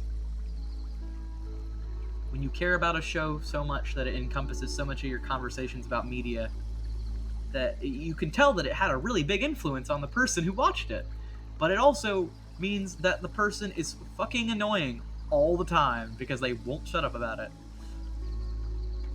And some people enjoy that. Like Reese, for some reason, really likes it when I just talk and rant about stuff like this for a long time, which makes it perfect because, man, I fucking can't shut up about anything around her. I just talk forever. But that works for us because I like listening to her talk too, and she likes listening to me for some reason, even though I am very annoying all the time, every day, every hour. I have nothing to contribute that's useful, so I'll say that all the men look like they wear makeup and I'm attracted. Because I love hearing you be happy even when I have nothing to say. That's sweet. Yes, no, all the guys in JoJo are mega hot. Like, just... Araki knows how to draw really sexy dudes. Like, it's just a fact. Like, you can say, like, look at Jotaro's only 17 during the part 3. It's like, yeah, he is, but, like, do you really think that fucking Araki was not fucking lusting after his designs? Like, I don't want to make him sound like he's lusting after a kid, because that's creepy, but, like, man, he knew what he was doing when he was drawing hot guys. And he draws them in, like, fashion, like, runway outfits. Like, he does that on purpose. And, like, a lot of the characters are, like, in their 20s and in their 30s, so it's fine, don't worry. It's just that one joke that everyone makes, that, haha, Jotaro is 17 in part 3, but then he's 27 in part 4, so who cares? But, like, Araki draws fucking sexy dudes in high fashion outfits as if they're, like, walking out of their house and onto the runway. Let's be real. Like, you know that as soon as fucking Josuke leaves the house, he plans on, like, strutting down the street and flirting with Okuyasu. At least that's in my headcanon. And you can't stop me. I will fucking ship them forever. You say hot guys? Yes. Yes! I am not a hot guy, but I am a hot thing. That's a JoJo's reference if you didn't get the joke, because I know that not all my audience watches JoJo's, but that's a joke when Avdol comes onto the screen and he says, yes, I am, in a really funny way. Haha. Isn't that a cool, funny JoJo's reference? Haha. Sorry. Again, sorry. Again, it's just, you can talk about it forever. There's always more to talk about. As I am demonstrating through not being able to shut up about it. But yeah. No, it's just one of those kinds of shows, and there's hot guys, and they're great, and they punch stuff, and some of them have really cool abilities that aren't punching stuff, and they use it in really creative ways, and it makes the show so much more interesting, because Rocky figured out how to make a cool power system that really plays into his character's strengths, and it's dope. It's just a cool show. Cool show for cool kids, and rascals and rapscallions. My hot thing, yeah. I'm just a hot thing. I'm not a hot guy, but I'm a hot thing. But I almost said yes, I am, to make the generic Abdul joke. Muhammad Abdul. Commission price sheet version 2 PNG. There we go. I think that's it. I'm still gonna let the what's it called? The sale go on for a couple days, I think. But yeah. I'm basically, this is gonna be the new price sheet. So that's exciting. I'm gonna do another quick BRB. I might try and crank out this last thing. I'm not gonna I don't want to finish this commission without Diana. I'm gonna at least get her input on this version, so I'm gonna save this. But I want to do one YCH before I close out the stream. So we're going to start on that. Let me grab it, because I want to show you. Reese's been asking for this for a while, and I need to make it before I forget, because I am that kind of person who I will draw something and then I will forget to digitalize it because I haven't drawn it in a while. It is already so far back in my backlog, like holy shit. Yeah, I mostly drew all my other YCH ideas, so it's finally time to draw prize! This is a really cute idea that Reese had, where it's like, oh, you are looking into a little, like, claw machine, and you're gonna grab your partner out of it. It's for Valentine's Day. And you're gonna grab your little partner, who is like a plush thing, out of the prize machine. And I can't wait to draw it. I've been meaning to. I'm just gonna do it like Reese does, where I do it as a sketch, and then whenever people buy it, I'll do the line art for them specifically, because I would keep doing it the way I already do it, where I draw the line art, but I learned that Lou is one of my most consistent people who ask for it, and Lou always fucks up my line art because they're such a unique and cool and beautiful design. Because Lou is amazing and incredible and awesome. And I never prepare for Lou somehow, despite them being like my most consistent commissioner. So I just need to prepare, and so I'm gonna make it a sketch and just be ready for Lou to buy it, and then I'll draw Lou's line art when they inevitably buy it. So yeah, that's the new strategy. Is I'm not gonna actually draw the line art because I know Lou is gonna buy it and ruin it. Ruin the line art that I did, and I have to make like a duplicate layer of line art, and it'll just be a waste of time for everyone. So yeah. What? No, you're not a waste of time, Lou. I meant like it'll be a waste of time for me to draw line art, and then you commission me for the YCH, and then I'll have to delete that line art, or basically redraw the line art, or edit the line art so heavily, because your design is really cute and beautiful and interesting. And I love you, but fuck you. You always ruin my line art for YCHs. You're great, though. Thank you for always being so supportive of me. Okay, I'll be right back, and then we're gonna finish this out. Oh.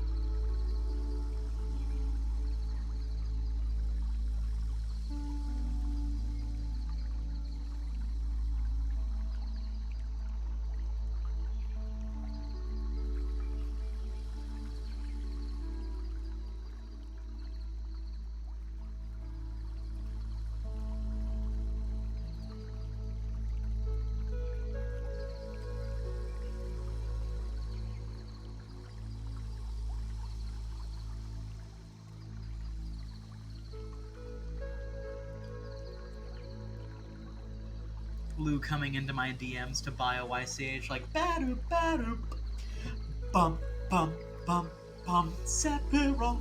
You know that song. You know the song. One Winged Angel. It's the special one. Playing COD, I heard Lou get mentioned. I missed the whole thing being said.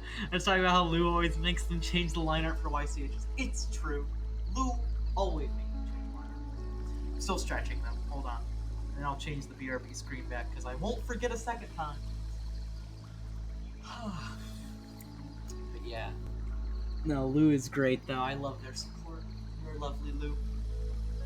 You're great and very supportive and amazing. But man, I always gotta change the line art so much to fit your cool design.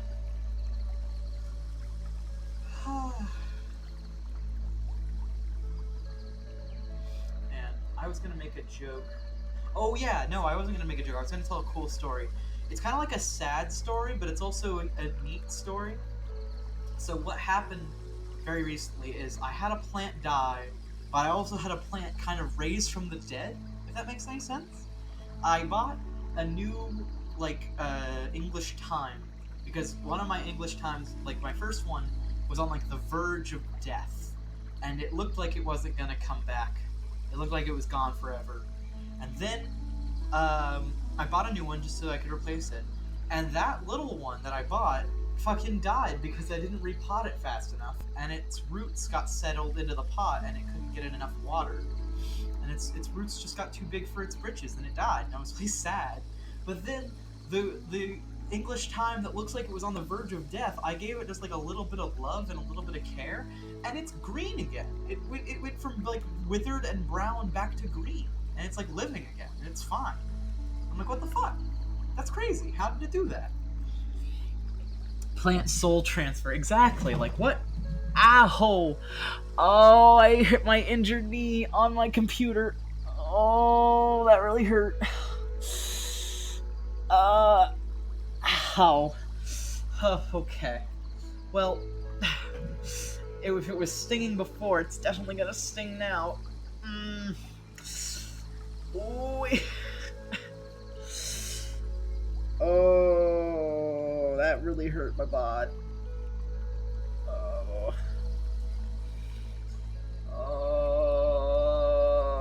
Oh no, I'm coming in with kisses, please. Yes, kiss it better. Oh, fuck.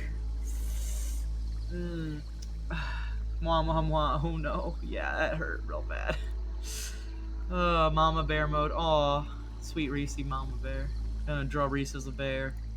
Bear pupper. What are they called? What are those big dogs that look like bears? They're called something. Called something cute. Buying a plane ticket right now, my baby. Oh no. Yes, I'm in pain. I'm sorry. Pain. I can't remember what those dogs are called, but they've got big faces and they look like big fluffy bears. Full jar Lar? Yeah, my little jar is filling up because I'm about halfway to getting paid out from, or a little more than halfway to getting paid out from Twitch. But I do need to make up some extra funds here, or all that $65 is gonna go to waste, which is a shame. I think Twitch just like takes your money if you don't make enough, which is really lame. So I like gotta get it to pay me out. But we'll see. We'll see if I get enough subscribers and enough. If I get enough subscribe and if I get enough bit. Oh well. My knee's very tingly now. Wow, it's quite painful. Little injured bug. It's more real than ever.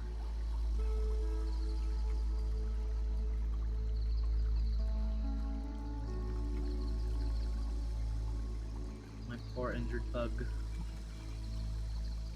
So many people were like, oh no. Pretzel snapping sounds when they saw my little, like, little bug Lar with the leg falling off. Yeah, I can't skate right now because my knee's out of it, but I can run right now. My knee no longer hurts when I run, which is nice. But I gotta be very careful not to put too much weight on it all the time, or else it will injure itself again.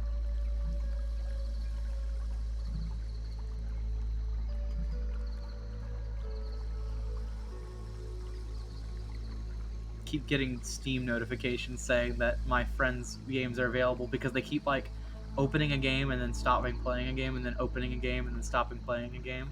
And I Steam family share with them because they have Undertale and I don't. But yeah, so they keep like trying to find a game that they want to play, which is such a relatable mood, honestly. It's like, I want to play this game. You cannot play this game. I want to play this game. You cannot play this game. I'm thinking after I finish Undertale, I'm gonna finally play Fallout on stream. I'm gonna play the original Fallout, and then Fallout 2, and then we're gonna skip right to New Vegas, because fuck 3. Actually, maybe I'll play 3 on stream. Who knows? It's a bad game, but we could play it. It'd be fun to dunk on Fallout 3 on stream, if anyone's interested in that. But I want to play the original. The original Fallout is so good. And Fallout 2 is really good. Also, fucking, I have something I need to find in Fallout 1 now. One of my friends was telling me that, like, I never even noticed this in Fallout 1. But they pointed it out to me, and I can't forget it. But they're like, in Fallout 1, you know how there's so many, like, iguanas on a stick and, like, iguana kebabs? And I was like, oh yeah, it's, like, one of the major food sources in that game. It's how you, like, keeps yourself from dying in the wasteland. And he's like, yeah, have you ever seen an iguana in Fallout? And I said, no. I've never seen an iguana in Fallout. He's like, yeah, in Fallout 1, there's a town you can find, and you learn what is actually making up the iguanas. And I'm like, what the fuck? Are they not actually iguanas? And he just smiled at me. He's like, I'm gonna let you find that. And I'm like, shit! So now I have to play the original again, because I've never found the secret, like, fake iguana farm or something. I don't know what it is, but I need to find it. That's what I'm talking about. Like, the originals are so good, is that they have just so much to them. And 3 just doesn't have anything to it. And then, well, it has some things, but they're not very good. And then 4 is pretty alright. And then New Vegas is, like, the best one, obviously. It's got so much to find. It's so cool. And its secrets are made to be found, just like H-Bomb talked about in his really cool new video essay. How much is enough? Oh, Chow Chows! Yes, that's the dog with the big fluffy bear face. I want to draw Reese as a Chow Chow.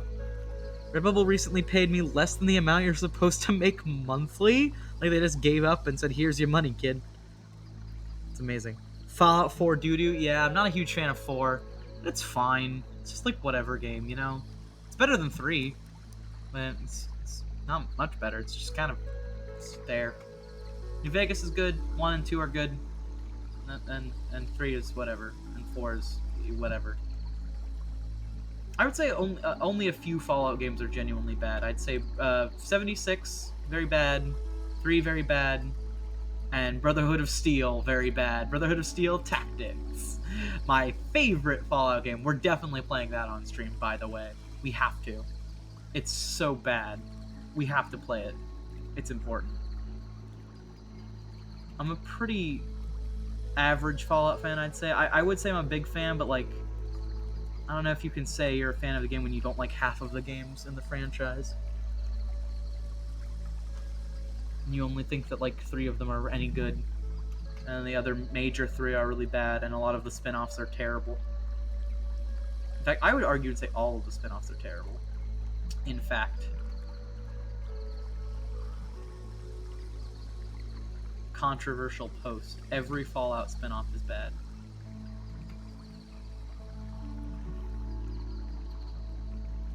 Unless someone can bring up a Fallout spin-off that is good to me right now, that is the controversial post. Fallout spin-offs are bad. Lou is the only one I can think that might know. Meet the Sonic fandom? Yeah. I mean, true. But, like, I don't know. There are worse fandoms.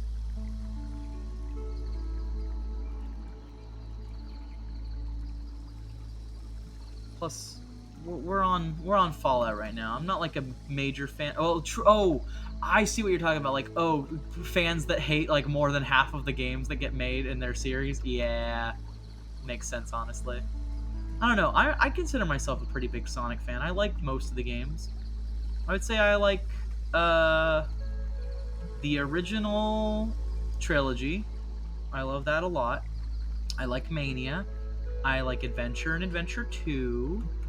I like Lost World, which is a mediocre game, but I found very enjoyable. And yeah, I don't like 06. I don't like Boom. I don't like Forces. I don't like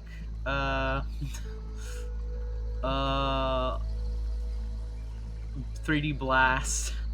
I don't like really any of the spin-offs. I didn't like the Dark Brotherhood or whatever. Fucking weird-ass RPG one.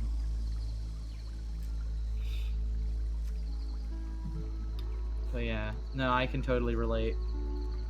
I think I like... I don't like Sonic 4. Neither Part 1 nor Part 2 of that. It's kind of a waste. Waste of the title Sonic 4. Like, Mania is the true Sonic 4 IMO. And I do plan on playing Mania on stream, actually. I'm gonna probably play Sonic 2 again first. Just because I lost the footage for Sonic 2. And I would love to play it again anyways. And just be funnier about it and, like, talk about it more. Or talk about other stuff during it. Because I really didn't bring up a lot about it, despite it being one of my favorite games. So I'd love to, like, talk about it more, you know?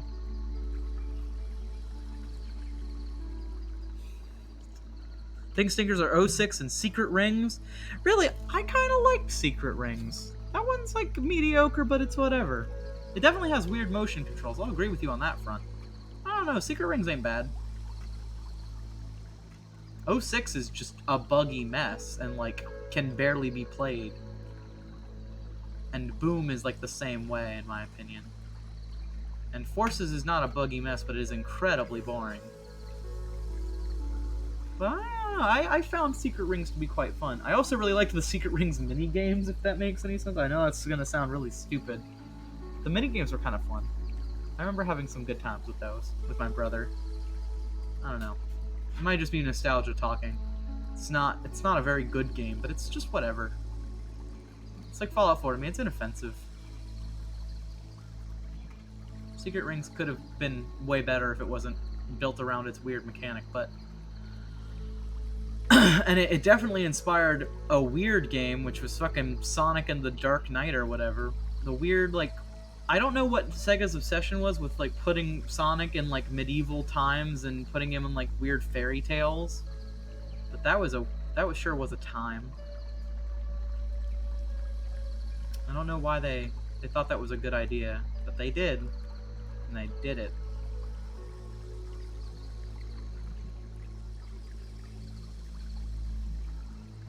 It was certainly a time to be alive.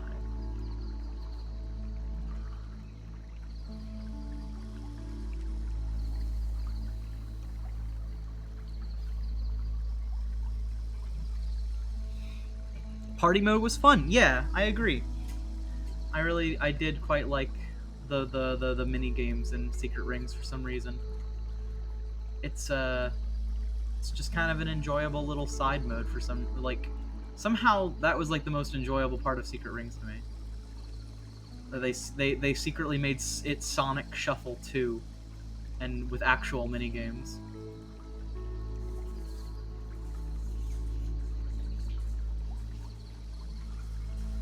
Secret Rings is the true sequel to Sonic Shuffle that we didn't know we wanted.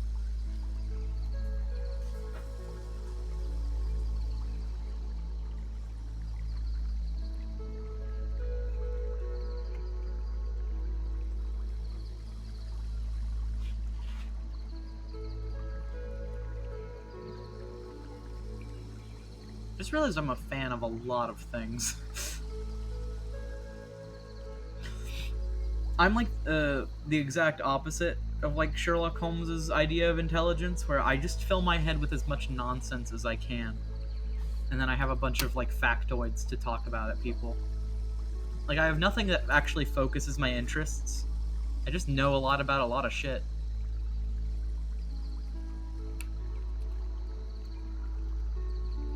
Sonic Unleashed Wii? Oh, the Wii mode. Yeah, no.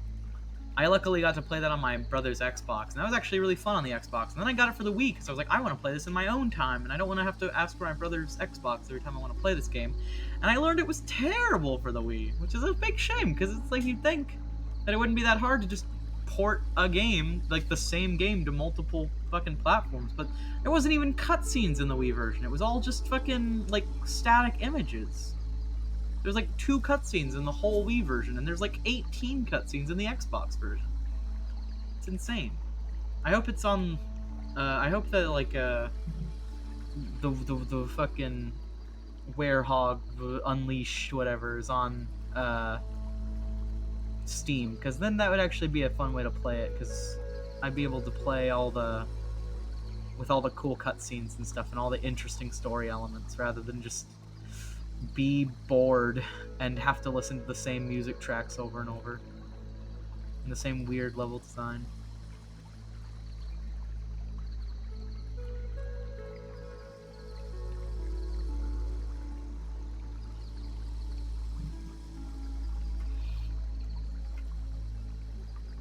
But yeah, now Sonic Unleashed definitely had I forgot that it had like 2 versions of that game that actually came out. It certainly had a weird history.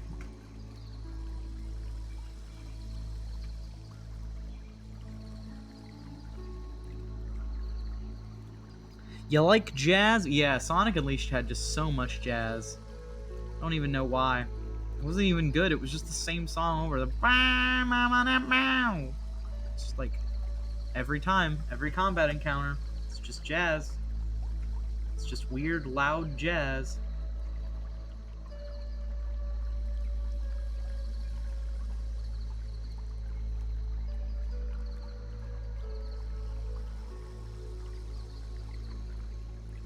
Yeah, no. A lot of Sonic games are very weird. I like quite a few of them, but sometimes you just... I think Relax described it the best himself when he was like... getting into, like, Sonic is like the opposite of a new car smell. Where, like, when you open up a new car and you get in it for the first time, you're kind of like, oh, wow. All this, like, smells are so new and unique. And they smell really refreshing, but like over time the car like gets I can't remember his exact analogy, where it's like it like when you open it up you get into it and you're like, oh wow, this smells really good. It's like the opposite for Sonic, where you see it from the outside and you're like, wow, that looks really good, and then you get in and you're like, oh my god, he kissed a real life woman. Oh my god, he was a werewolf. Oh my god, he had a sword. There was guns and shadow, and then you're just like, you just get hit by all of the fucking like lore at once and all the like insane shit that has happened in the games, and you're just like, wow, this is shit. This is terrible. How did this happen? How could this all go wrong at the same time? It's something like that. It's that kind of analogy, where it's the opposite of a new car.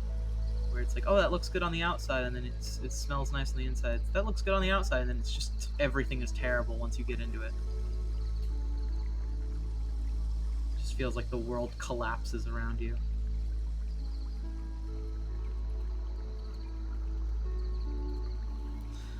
Three hours, dang. Yeah, I wanted to try and get this YCH done. I'm clearly running out of steam, because I'm not nearly as entertaining right now. I'm still maintaining. It seems solid. Oh, I thought of solid 5 viewers, but it's actually 4. My computer is more up to date than my phone is. Generally. That's okay. It wasn't exactly a big blast stream, but we did see like 8 viewers at one point, which was pretty cool. Oh! Click, bang, I'm out. Oh, just shot me with the money gun. Then he left. See ya, Scion. My weird, cool friend who's suspiciously wealthy. Suspiciously wealthy furry.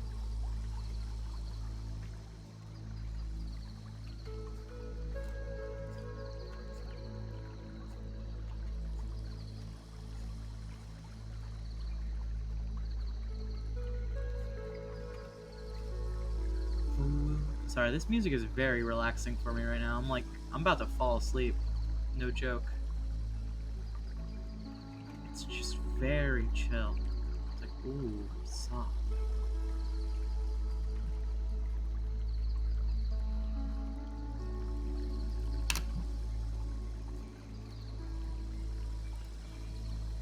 Heck yeah. It's just about what I want. Little prize. Yeah.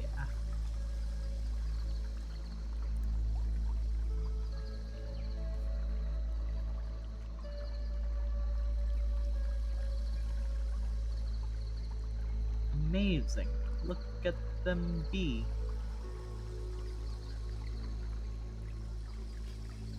I listen to this exact track to sleep sometimes. Really?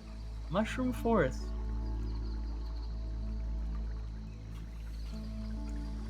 I'll give it a background maybe off stream.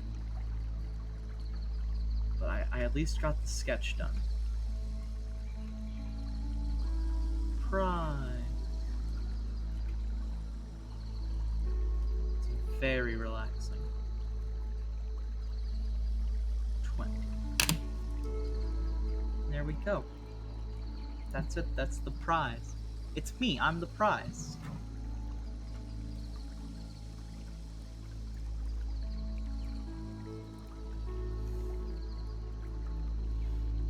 There we go.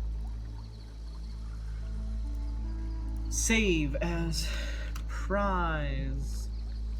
YCH. And I think that's it, folks.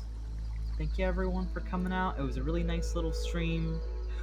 We had a lot of fun. We had a lot of laughs. We dunked on Rob Leifeld. We talked about some cool art history. It was a good stream. We raged against the machine. We should have a claw machine in our house, but rig it to always win for guests. That would be cute. I don't know how you rig a claw machine to always win. Oh, I guess probably just have like a pre-built code that like always picks up the plush in the middle or something. Be cute. Alright. Well, thanks folks. That was a fun little mini stream. You program it yourself, yeah. Owner's manual.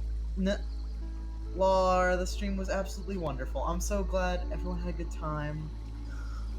It was a very small stream, but it was a good stream. We did a lot, and I got a lot to post tomorrow, and I'll probably post it all on my Patreon first, obviously. But I'll see y'all around. Have a good rest of your night. Sleep well. Do something relaxing. Play a video game. Read a book. Have fun.